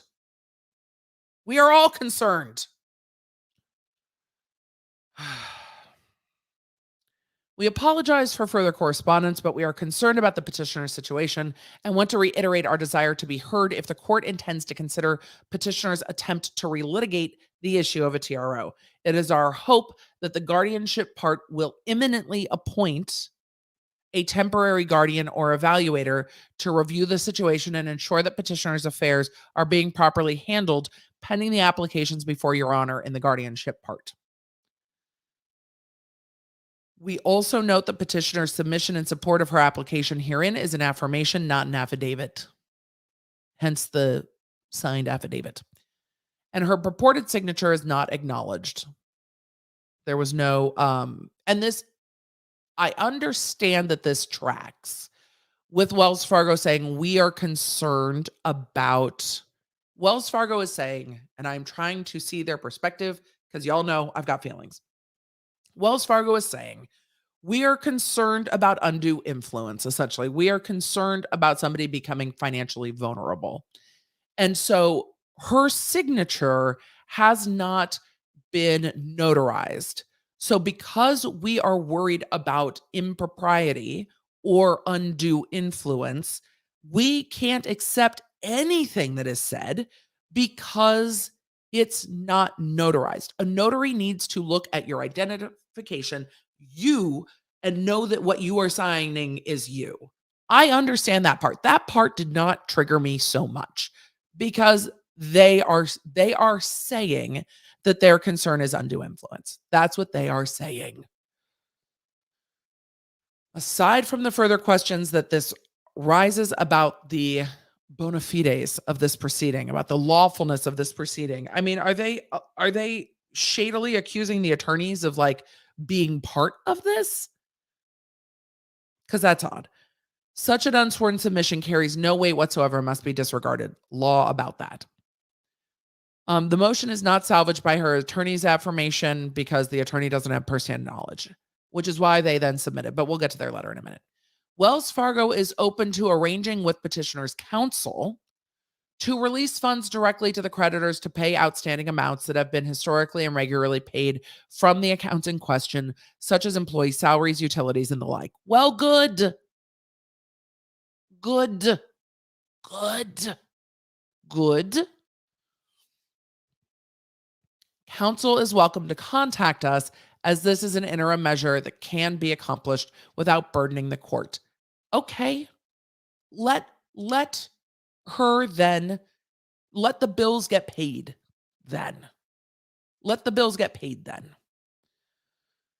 Finally, we intend to file opposition papers in accordance with the order to show cause, and we will see what Wells Fargo says then, maybe. We believe that the record in this case should be sealed to protect the petitioner's privacy, and pending such a sealing order, we would appreciate permission to email our responsive papers directly to Chambers. Well, file them under seal then. Would you please let us know if this is possible? The guardianship part has approved our request, which means there is now an investigator, pending hearing of the full guardianship application to utilize an anonymous caption in that proceeding. Meaning in that proceeding, they are moving forward under anonymous captioning, so it will not become public and it will be private, which I'm always frustrated when court proceedings are private, but I also understand that not everything needs to be everybody's business. And I struggle with the two sides of that. For the public wants transparency, but also individual humans have a right to privacy in their affairs. Let us see what the letter from Wendy Williams' attorney says. I'm trying to see both sides. Because if there is someone who is unduly influencing, then at the end of the day, Wendy Williams and her attorneys may be grateful that somebody stepped in, if that is the case. But just freezing someone's accounts and then stringing them along without more seems sus. Also, not telling her, because in her declaration, she said she had been to branches multiple times. Then why couldn't they have arranged in those conversations for regular bills to be paid? Why does it have to wait until it's before the court to say, well, we can pay the regular bills, we can pay the mortgage and these things? Why not? Let us get to the last letter from Miami Entertainment Law Group, which it's interesting to me because the things that have been signed in Florida. So it seems clear that Wendy Williams is in Florida at the moment, even though this is being filed in New York and she's a resident of New York. But this law group operates out of both New York and Florida. So I don't know what the ties to Florida are, but all of this, it was notarized in Florida. In the declaration, it's talking about going to the branches in Florida. This Miami Entertainment Law Group is based in Florida. So there's lots going, there is Florida. So there's that. But they also have, this attorney's barred in New York and Florida, which probably makes that easy because there is lots of crossover between New York and Florida. So, dear Justice Bluth, I guess that is just the way I say that name, Justice Bluth. We submit this further correspondence to the court on behalf of petitioner as her counsel in the above caption mattered. Due to the urgency of the relief requested, our client was unable to notarize an affidavit prior to our filing of the emergency petition, which is why we proceeded with her affirmation. However, it was and remains our intention to present a properly executed and notarized affidavit by petitioner to this court at a hearing on this matter. They submitted it anyway.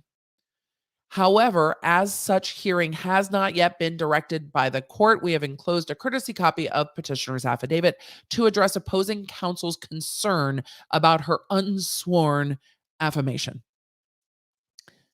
While our client appreciates respondent being, quote, open to arrange to release funds directly to the creditors to pay outstanding amounts that have been historically and regularly paid, end quote, It calls into question why such historically and regularly paid outstanding amounts ceased in the first place if those bill payments were not subject to suspicion and undue influence or financial exploitation, as they have alleged to this court and in a guardianship proceeding. Yeah, agreed. Again, of which neither our client nor her designated power of attorney. Okay, so that answers that question. She does have a power of attorney at this point to try to deal with this, it seems. There might be other reasons too, but it seems that Wells Fargo requested it. Of which neither our client nor her designated power of attorney have received any service of process there is no comma, and this has made this whole sentence very, very tough. I'm going to start again. That one bites the dust. We need our second water. When is it time to add the live stream? End the live stream. And we've gotten to second water. So I'm going to start that sentence over, which I've now said multiple times. Nonetheless, oh, no, wrong sentence. I got into the yeah of it all. Okay.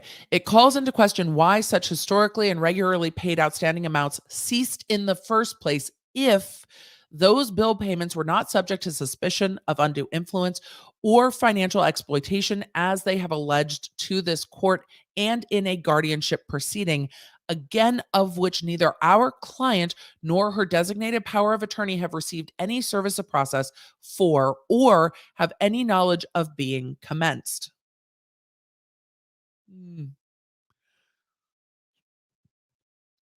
So, what that says, did we all catch what that said? I had to read it twice. I might have to read it again. Here's the key part of that sentence. In a guardianship proceeding, which neither our client nor her power of attorney have received any service of process for or have any knowledge of it being commenced. Her lawyers, well, no, they said her client and her power of attorney have not been provided service of process that the guardianship proceeding has commenced. She has not been given notice that a guardianship proceeding has commenced.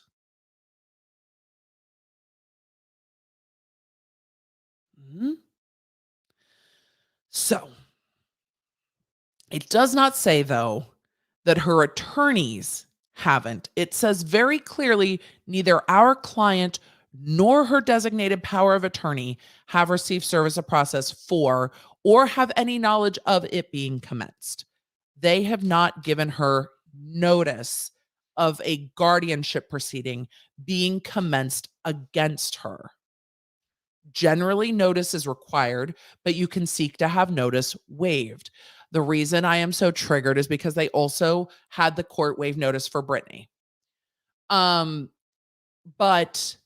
Wells Fargo did say, to go both sides, Wells Fargo did say in their other letter that they would, as a courtesy, provide her lawyers with the guardianship proceeding information, which is when we were going through that, when I said, oh, do her lawyers not know?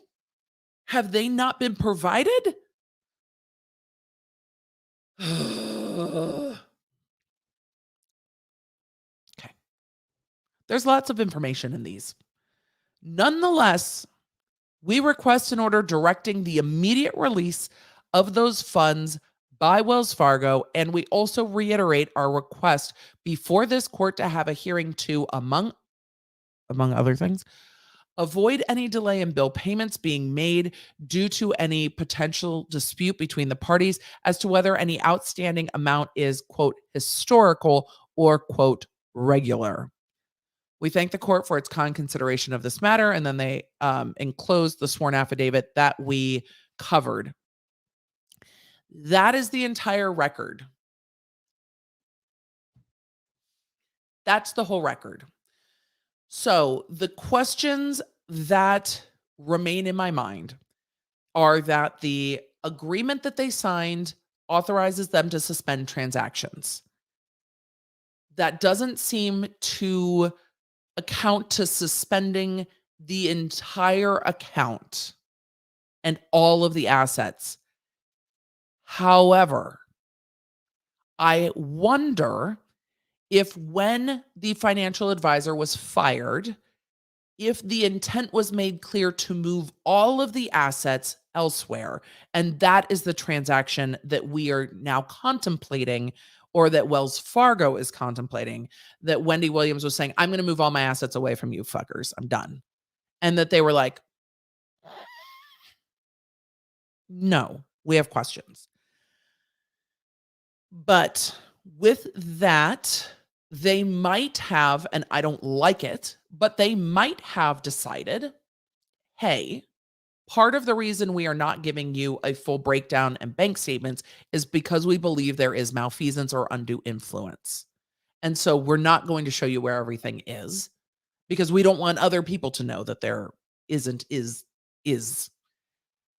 It is a tremendously odd situation to see a bank filing for guardianship proceedings.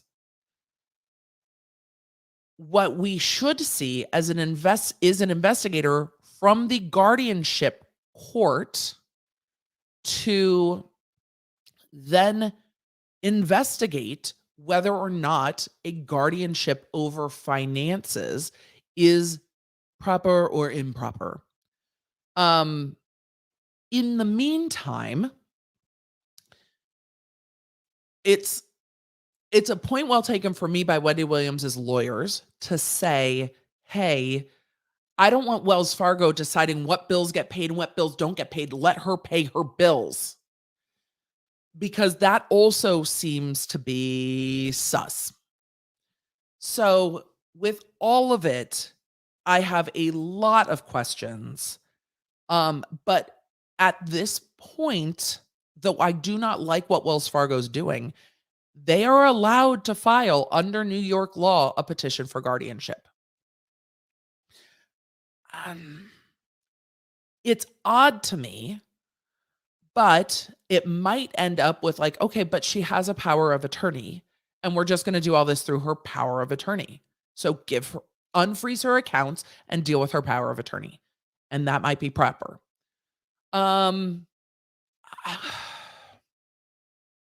It's just very, very odd. And the way that they have, the way that they kind of strung it along with the, no, we're freezing your assets. No, if you give us this, we'll do it. That also seems weird to me, but that is a long relationship. That is a long relationship with her financial advisor, but that alone doesn't mean that something is off. But I would be very curious as to who the third party is and what they know.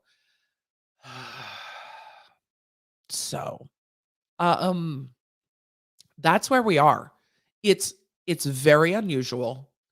I am trying to hope that there is not malfeasance or impropriety and that Wells Fargo is genuinely concerned. I have a hard time, but financial abuse of individuals is something that happens.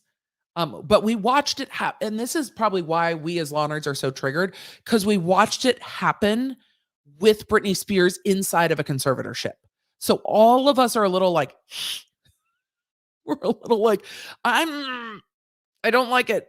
And I don't like that it is not the people around her that are worried about this. But if the bank is worried about the people around her, is that legitimate? I don't know. But they say her financial advisor was her financial advisor for like 15 years. But hold on. Before we go to questions, and we will go to questions in just a second. And then I have got to bounce, boogie, boogie. But there was, let me go to Wells Fargo's letter real quick, because there was something that caught my eye in the first letter from Wells Fargo. So let me pull it back up. because they had talked about the length of the relationship with the financial advisor. And it was let's see. I just wanted to see when she signed this agreement because I don't remember. And normally I would go through all of these files and then note things, but we did it all together. So the petitioner is an established client of Wells Fargo and notably 15 years with the particular financial advisor. So the Wells Fargo financial advisor, Lori Schiller, that she's worked with for 15 years. Lori Schiller's a 23-year veteran in the industry with an unblemished reputation. Let's see when was the agreement signed?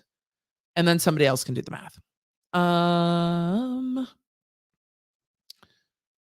So she said she signed, her lawyer's petition said she signed the advisor agreement on April 11th, 2018. I am guessing then that the newest this is the newest agreement and that there were subsequent or previous agreements. So that's what I'm guessing. You guys are in the chat telling me there's an update. Let us see. Pop Culture is reporting Law Nerds, you are the greatest ever. Hold on. I want to see what the court says though. So I think that this is the latest agreement. So you guys saw me look at the court website literally when we went live and there were no updates except for that one letter. So I'm going to pull the court's website first before I pull anything else. I am seeing nothing on the court's website. So let me clear. I'm seeing nothing, but y'all sent us reports. So let's see. Let's see what the media knows that we don't know. Wendy Williams granted a restraining order against bank as claims of financial exploitation grow. All right, let's try to strip this down out of ads. So this was from popculture.com. Thank you to everyone who shared it and thank you to the mods. So, and when I'm saying that 2018 is really recent. She was with the bank for over 15 years. That's when this most recent agreement was signed. Let's see what is said. Wendy Williams is taking steps to regain control over her life. News spread recently that the Queen of Daytime TV has been embroiled in a battle with her bank, Wells Fargo. Well, it's a fairly new embroiled battle. To gain access over her funds after they were reportedly frozen. Well, that's what she said. So that's what she said. Per several reports, the bank cited that Williams was the victim of, quote, undue influence and financial exploitation. Additionally, Wells Fargo claimed that they took such dramatic steps by freezing her accounts as they, quote, why can't I say recently? They recently witnessed telltale signs of exploitation, including Williams's own expression of apprehension, but also upon other independent third parties who know Williams well and share these concerns. Now the ruling has been overturned by a judge and Williams has been granted a restraining order against the bank. That would be the TRO, as Entertainment Tonight reports. Okay, well, let's see what Entertainment Tonight reports. Primary sources. And ET might have the scoop. They might have gotten directly from somebody at the court before it populates on the court website because it is a Friday night and it might not populate. I'll check again after we do questions, but thank you, Law Nerds, for giving us the heads up. Wendy Williams files for TRO against bank over access to her accounts. This can't be the right one. I'll go to let me just go to Entertainment Tonight and not this article. Of course, they didn't link the right article. Thanks, PC. Let's just go to ET and see what their cover story is. Let's see. That's from 3 hours ago.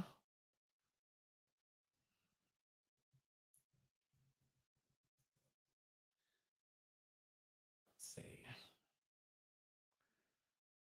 I do not see. All right. I do not see the article on Entertainment Tonight, but I'll go check my Twitter DMs if anyone sees it and wants to send it to me. You guys are saying BJ showed the advisor has only been with Wells Fargo for 4 years. She came over with Williams from another institution. That's interesting. Well, they didn't say they say she is a established client, um, that they say that she is an established client with Wells Fargo and that she's been with that financial advisor for 15 years. So it is possible that that financial advisor came with her. I did not look into it. BJ definitely goes down the investigative um rabbit hole with that. So you guys are also law nerds. Um, Breaking entertainment tonight misreported that Wendy Williams was granted a temporary restraining order against Wells Fargo. They're now reporting she only filed one. Oh, so it was the right article because the article didn't say what PC says it says.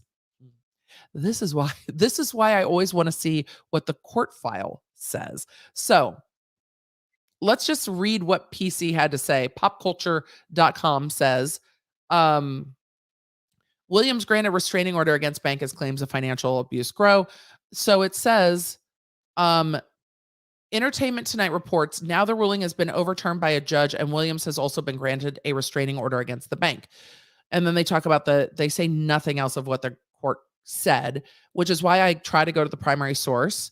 And let's see, this is from 1:12 p.m. February 11th. Wendy Williams files for temporary restraining order against bank over access to her accounts. We know that. We've been covering that. We talked about that yesterday. BJ's talked about it on Twitter before that. According to legal documents obtained by ET and us, they're asking her to reopen. We know. The request comes after Williams filed a legal letter in court obtained by ET and us, in which Williams claims Wells Fargo denied her access. We know. She said she and her family will face financial hardship. We know. Let's see. In a statement to ET, a spokesperson for Wells Fargo. Oh, well, we've got a statement from Wells Fargo. In a statement to ET, a spokesperson for Wells Fargo says its quote priority is the financial well-being of Miss Williams and the preservation of her privacy.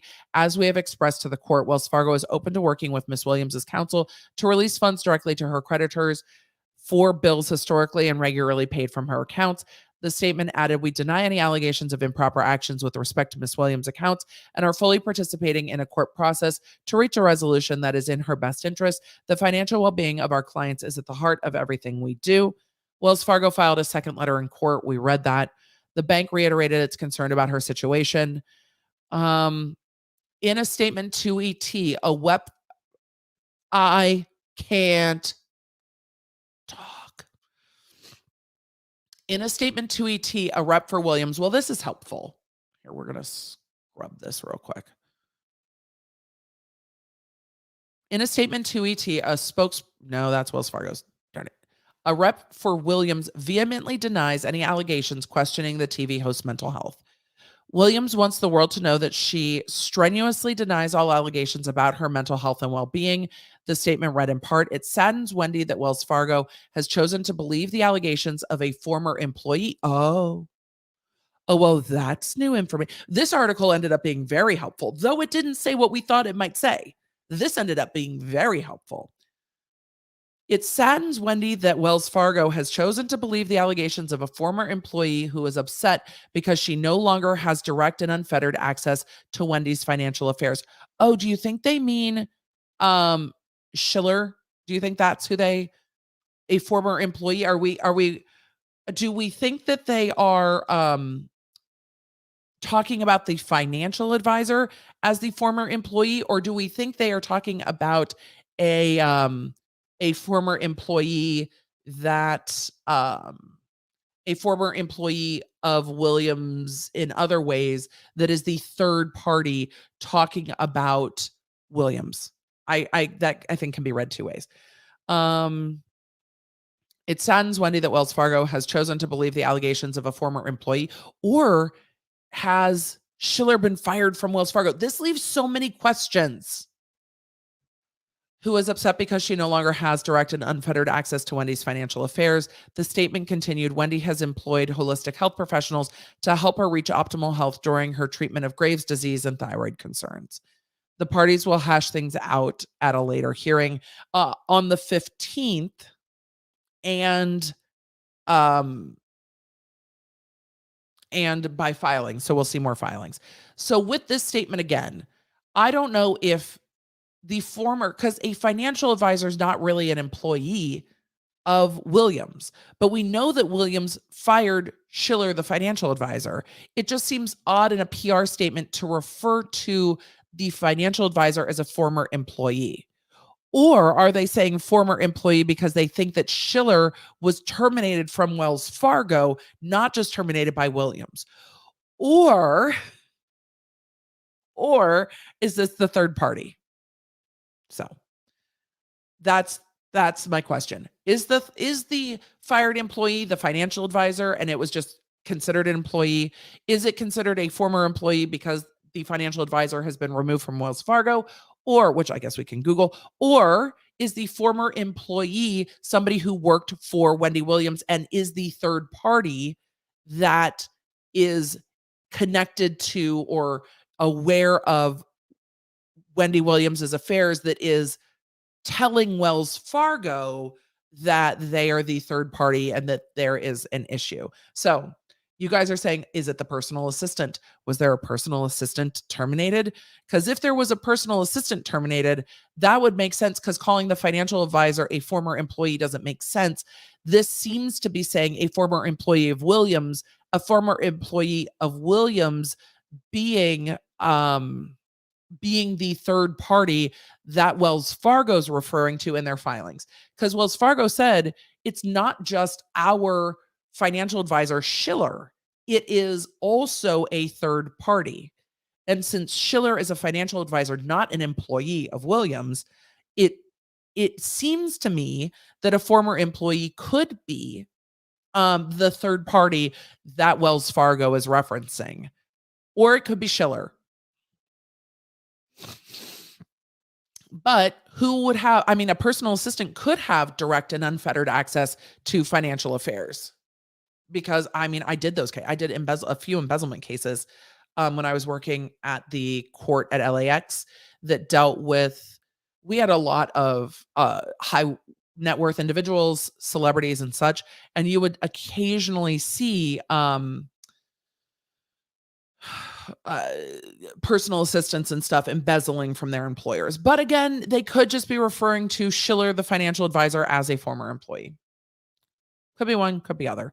It's just, it's concerning. Anyway, that's why when I read things, I read them like 3 different ways. I'm like, but it could be this, it could be this, it could be this. Like that statement, former employee, is not clear. It's not clear. It's not clear who the former employee was. You guys are like, her ex was an employee. Well, her ex might be upset. Like if you read this statement, this is where the lawyer brain spins out of control. If you read this statement, it's like, okay, a former employee is upset because they no longer have access to the affairs. I have questions. That leaves me with questions. We're going to do a real quick, it's 2 hours and 20 minutes, a very, very, very, very, very, very, very, very short Q&A. So that very quick. I have questions. You have questions. We have questions. We're 2 hours and 22 minutes in. We're going to do a few. It's just a very interesting thing. So I will be interested to see if pop culture will update this article, because that's inaccurate. And I don't see anything on the court's website, and I don't imagine that we will see anything until Monday. So we will see. And some of you guys are saying a financial advisor is an employee, but a financial advisor is an employee of Wells Fargo, not of Williams. They are a service provider to Williams. The bank is a service provider. They're not an employee of her. In the legal and proper sense of the word employee, if that makes sense. The financial advisor has only worked at Wells Fargo for 5 years. It seems that they are saying, well, Wells Fargo was saying that the financial advisor has worked with Williams for 15 years. So that if the financial advisor came to Wells Fargo when Wendy Williams moved assets, I mean, that can happen. So I don't know. We'll see. She had COVID, could have been a personal CNA IVN. They are mandated reporters, whistleblowers. I don't know. But again, it would be odd to call a personal CNA an employee for me, because you generally would hire them through a company and they would, but that's me also, lawyer brain, picking out the way the word employee is used. So, yeah, anyway. The statement said she was upset to no longer have access, so the former employee is a she. That is a very good point. And that might lean towards it being Schiller, but it could be a personal assistant. So, it's odd. The whole thing is odd. It's odd. I'm going to try to get to a few of the super chats I missed earlier on, and pull those up. I didn't say this the entire 2+ hours. Don't forget to like and subscribe. We're at 198,000. I would love to get to 200,000. YouTube is annoyed with me at the moment for talking about the artist formerly known as Andrew. So YouTube is annoyed with those episodes, and I have definitely noticed the annoyance. Thank you, YouTube. I am aware, but we can talk. I wonder if YouTube's going to be annoyed with this episode too. We can talk about the legal things, YouTube. You guys are saying, check out Schiller's LinkedIn account. Wells Fargo isn't referenced. Interesting. I feel the lawyer used that language specifically for shade. It's definitely possible. Whoever the representative was speaking, it's definitely possible because lawyers can do that. It's easier when you're writing things and when you are specifically like literally writing things out. It's easier to pre-think your shade. It's harder when you are speaking contemporaneously. So, yes. Chris Riley, you are right. Internet sleuths. Also, y'all don't forget to thank the mods for all the things. I'm trying to pull these up so I can go over all the super chats and say thank you. Are we sure Schiller was a Wells Fargo employee and not a Wendy Williams employee? The agreement was signed with Wells Fargo and she was the assigned financial advisor. Wells Fargo has financial advisors that work with Wells Fargo. So the way that this was shown seems to be that Wendy Williams was trying to fire her Wells Fargo financial advisor that she signed an agreement with. So that's how it seems. There's been nothing to indicate anything to the contrary, but it's a great question. That the financial advisor seemed to work for Wells Fargo based on that agreement. Here, I'll show you the agreement that made me think that. I mean, again, there are multiple ways to interpret things and we don't know, but they talk about the 2018 agreement. On April 11th, 2018, petitioner and respondent Wells Fargo entered into an asset advisor agreement and client agreement, collectively the agreements. So that was signed with Wells Fargo. With Wells Fargo Clearing Services, Wells Fargo Advisors, with a branch of Wells Fargo. And then it talks about the fact that her former financial advisor, Schiller, has been talking to Wells Fargo, and then says, despite petitioner's termination of Schiller as her financial advisor due to Schiller's malfeasance, Schiller's improper conduct, and their professional relationship, respondent relies on Schiller's advisement for its support in its decision to deny Williams access to her accounts. I guess it could be an independent financial advisor in the way that that's worded. Let's see. There was the other one where they talked about her giving Wells Fargo basing it on their employee. And let's see, where's Wells Fargo's letter? Because I might have just been reading into it that she was a financial advisor employed by Wells Fargo. Let me pull up. Let's see. I'm looking for the letter where they talked about noticed. Well, this is what they say. Wells Fargo is relying not only on the reports of the financial advisor who has recently witnessed telltale signs of exploitations, including the petitioner's own expressed apprehensions, but also on other independent third parties who know petitioner well and share these concerns. Petitioner is an established client of Wells Fargo and notably 15 years with the particular financial advisor, a 23-year veteran in the financial services industry with an unblemished record. So it does not say specifically that Schiller is an employee of Wells Fargo. So it is possible that Schiller is not an advised financial an assigned financial advisor by Wells Fargo, but a independent financial advisor that has worked with Wells Fargo. I am not that level rich. I don't know these things. So it might have been that I just presumed based on the way it was written, but it does not expressly say that. So that's a great question. Now I have more questions. We will have to do a look-see, because it does not say. It says established client of Wells Fargo, but how long? We don't know. We saw the agreement signed in 2018 and has been 15 years with that financial advisor. They might be independent, and then they might be the employee. Question, is this currently in state court or federal? State. If it is in state court, can Wendy's legal name move it up to federal? Legal team, sorry. Can our legal team move it up to federal? It doesn't need to move to federal. There's no diversity jurisdiction or subject matter jurisdiction that would require it to be in federal court. So there's no particular need for it to be in federal court. And there's not one that's better than the other. They listed in the petition that Williams is a resident of New York. Wells Fargo's in New York, so it can be handled in New York. So I don't know if there would be any strategic advantage to moving it into another place. So, isn't due process for everyone? Yes, and not based on assets, although current events are seeming to show otherwise. Due process should be for everyone. And people shouldn't have their assets frozen without process. So it's concerning. It's all concerning. It's all concerning.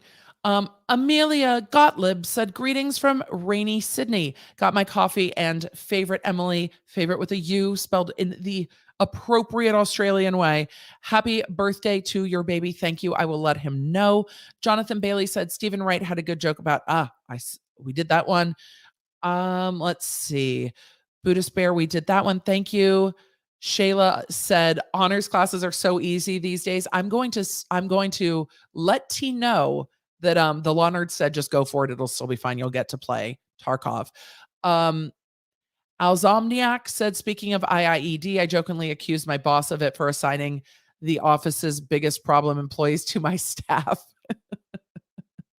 EDB bled into real life, LOL. I mean, that would feel like intentional infliction of emotional distress. It's like, what are you doing to me? I said that I had a boss who separated me and one of my good DA friends into separate offices. And we're like, what are you doing? And he's like, well, I don't want to just put so-and-so in the solo office. I want to put you in the solo office. I'm like, you just want us to stop talking. But look, people have been trying to separate me from my friends, so I will stop talking since kindergarten. I will not be silenced. I want to sit with my friend in my office. Stop making me move offices. My boss literally looked at me and I was like, just give someone else the private office. I don't want it. I don't like sitting in an office by myself. I do better when I co-work. Like I'll be sitting in here anyway. Just don't give someone else the solo office.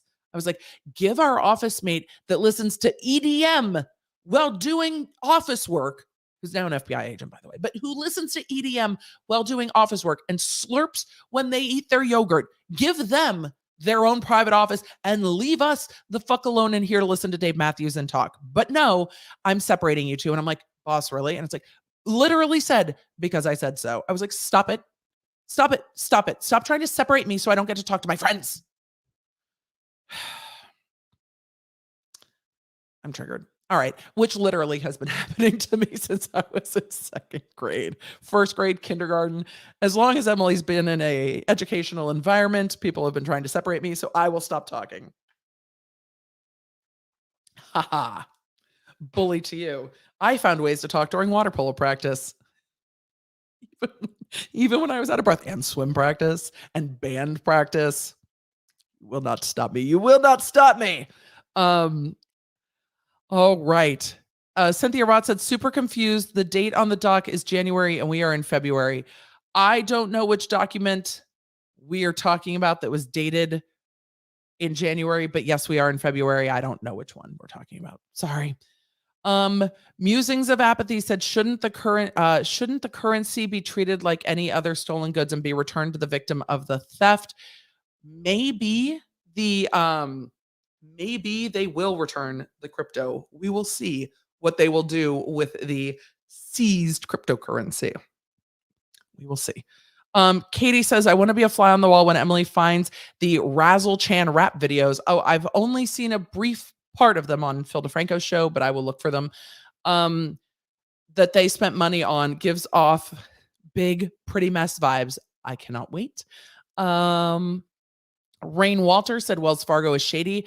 Remember, they got in trouble for creating a bunch of accounts without their customers knowing to boost their quote value to investors. I don't remember that. Coxel Flutter said, I beg you, Emily, when will you address bird law? Janelle Vargas said, here's a quick XOXO to the most badass prosecutor ever. Love ya, Ems. Thank you, Janelle. Catherine said, this is costing Wells Fargo money to do this. Something is really wrong that Wells Fargo thinks they have liability if they allow her to have access to her money. It's very strange. Appalachian, I apologize. See, I sometimes revert back to my California ways. Appalachian Girl Design said, love you, Emily. Thanks 100%. Best content on YouTube. Thank you. Let's let YouTube know that. YouTube, we're bringing infotational content. Stop it. Oscar says, I think they're trying to do a similar thing they did to Brittany, poor Wendy. I mean, at least her money is not being distributed to others. And hopefully there's no fuckery and they're just holding it or freezing it and it's not been distributed anywhere. Brittany's money all just went to her conservators and it's going to be years to see what happened with Brittany's money. Lynn2574 said, this absolutely infuriates me. I'm a social worker. Oh, I pulled that one in real time. Thank you again, Lynn. Seychelles Green said doctors are mandated reporters. That may be it. I mean, yes. Sarah said, question, can Wells Fargo make any transactions with Wendy signing off? I personally have refused to bank with them because of their shady actions. If they have an agreement for her established payments to go through, then she would be signing off, but they shouldn't be moving her money while it's frozen at all. Captain Wee the Barmy said, what is your favorite bird? What is your favorite color? Except purple. What is the airspeed velocity of an unladen shade of your unladen shade? Moment to digress. You look marvelous. Obviously an African swallow. Unladen is my favorite bird. Pink, I think, would be my favorite color aside from rose gold. Rose gold is definitely my favorite color outside of purple. But purple, we love our royalty colors. Call Me Al said, Angel Nicole said, you guys, the judge blocked the guardianship and granted Wendy a restraining order. Well, I have not seen that in the court records, and I do not know if we're there yet. If we are, I will be happy to be proven wrong. Miss Opinionated Hello said, can't drink alcohol, time to eat my feelings. I mean, been there and probably will be there again this evening. I don't know if there are cookies. See, the thing is, we have these amazing looking cupcakes for the birthday for tomorrow. Can't eat them tonight. Peggy Cole said the financial advisor only worked for Wells Fargo for 5 years. And then River Shoal, hello. River Shoal, not Melody Shoal, River Shoal said Wells Fargo helps crash the economy by engaging in reckless financial transactions, no consequences. Wendy Williams wants to see her bill. Wells Fargo says nope, because they believe the transactions are irresponsible. Not okay. I am HO. That is an excellent and resounding point for being like, what part of the 2008 housing crisis were you involved in, Wells Fargo? You got bailed out. EDM fan, now an FBI employee. That tracks. Mm-hmm. Trisha Lynn, we had a neighbor before we moved that after work, we were like across an alleyway in very close quarters. Now I'm getting like, I might need way more than an acre, but from where we lived before, we were across, I cannot talk tonight, across a very small alleyway from the neighbors behind us, and our bedroom was on the back. So if I was in the bedroom with the windows open, when they got home from work, they would pull in with their SUV with the moonroof open and talk on speakerphone. I'm like, I don't need to hear everything. So yes. Wendy Williams show should have this on Hot Topics to help Wendy. I don't know if they want to touch that, but maybe. So it just seems, this all seems staggering. Oh, they're referring to the Tati doc already passed the 10 days later. Oh, was it? I saw that say February. I could be wrong though. I could have just read it wrong. Let me go look. Thank you. Thank you for helping me close that loop. I like the amount of Tati folders I have because there are so many cases. Let's see. The order to compel. Let's see. So the order to compel. Oh, it does say 22. It does say January 10th, 2022 up at the top, the filing date. I read it as February 10th. So yes, it has already passed and I saw nothing new. Thanks, y'all. That's why I pull stuff up. Like literally, this is exactly why I pull stuff up on screen so that you can see it if I misspeak, because I misspeak. And also, why King County do you stamp things thus? Why is it stamped in the like literally UK date format? Why can't I make this work? But 22 Jan 10th, that was me. I read it wrong. So yes, I guess this has been sorted because there aren't any filings after it that I have seen. So I will go look for more filings though and see if I see anything next week, and we will do that. So thank you for the clarification. Thank you, Cynthia, for the clarification. I appreciate y'all. Journalists are not the brightest bunch anymore. The thing that's hard for me with modern and like 24-hour news cycle, quick journalism is that things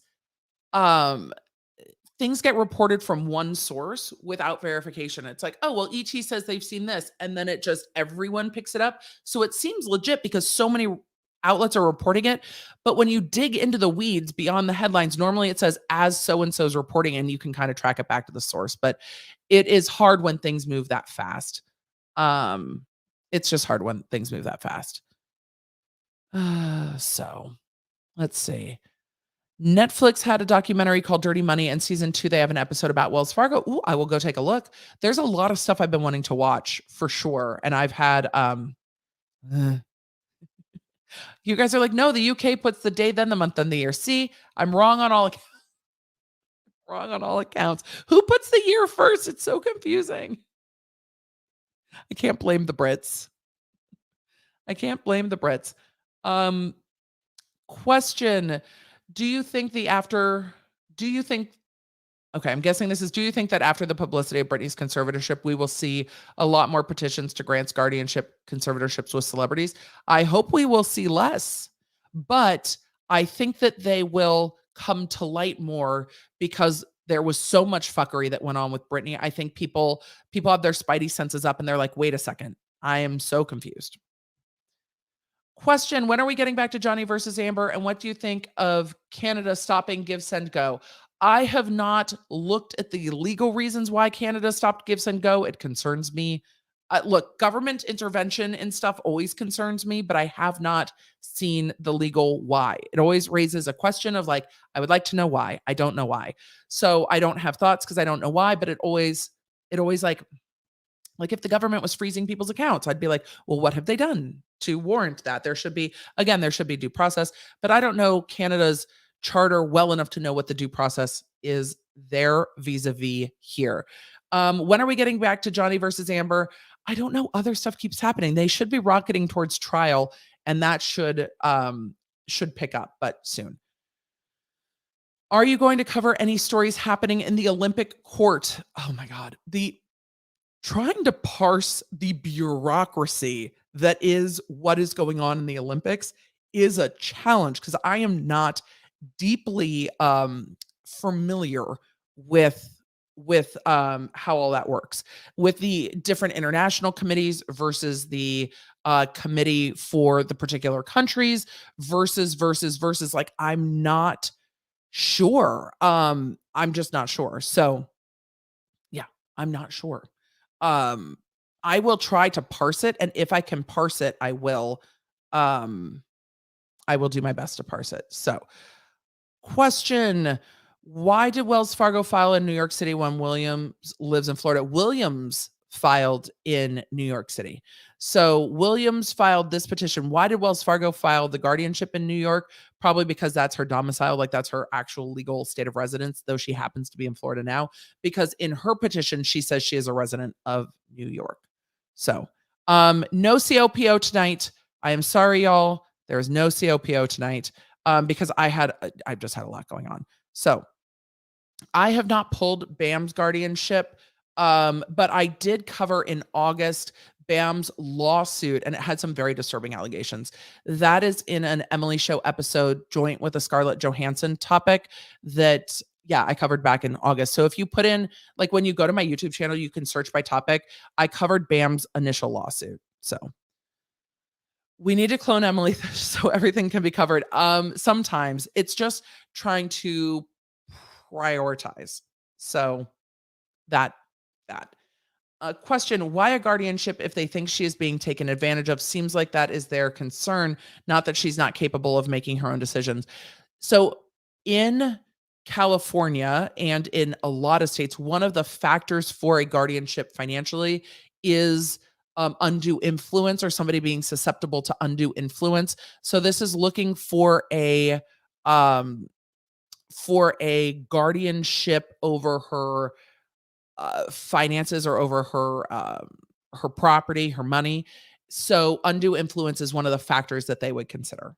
So that motion to make COPO monthly. Maybe it's COPO is, I love doing it weekly. I just don't always have time. And nothing really like spoke to me this time. And I saw you guys tagging me about the ET article. I see it about the filing for the TRO. We covered that. If there are any others, I will go look, but that was the ET online story. So, and that is all I've seen. So with that, I am going to say that it is time for us to go. I will see you around the social medias. Probably not a lot this weekend, but if you guys see other stuff pop up, please feel free to tag me on Instagram, on TikTok, on Twitter. You guys are, I feel like the law nerds have become the like law nerds paralegal, because I so deeply rely on you to bring to my attention the things that you think are the most interesting, the things that you think are the most top of mind, et cetera, et cetera. So Lynn, I legitimately have no idea what you're talking about. So since I have traveled, I have personally had a lot going on. So I am not abreast of everything that is going on. On top of creating content here, life stuff, and the podcast. So I just don't know. I literally do not know. I do not know that there are things going on. Sorry. I truly don't follow. I truly don't follow what goes on with KJ, because I don't at all. And there's been so much else that I've been covering that I just don't. So I know there's stuff going on in the Maxwell case. That is the next on my list between Duggar and Maxwell, because that trial,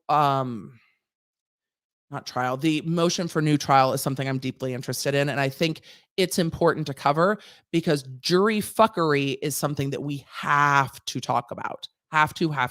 So no, I'm not avoiding it. I just don't know. Do I avoid KJ nonsense? Sometimes. I just not like, don't want to know, not interested, not just like I have my own section of the internet over here that I just like to stay in. So Amy said, I have a very rough draft of a law journal article. Mind taking a look, giving feedback. Need help with legal jargon. Amy, you know where to find me. So you know where to find me. You can email is the easiest way. And I think you have my email. If not, I will DM you in Patreon, because you have my email, and we will take a look when we hopefully give me what your deadline is, so I can make sure it falls appropriately on the list. But I will not be on social a ton this weekend due to kiddo birthday stuff, and I appreciate all of you. So law nerds who feel like my paralegals, I appreciate you. Tag me in the things you want me to talk about. I will always put that in consideration. This is a very long way of saying goodbye. Goodbye.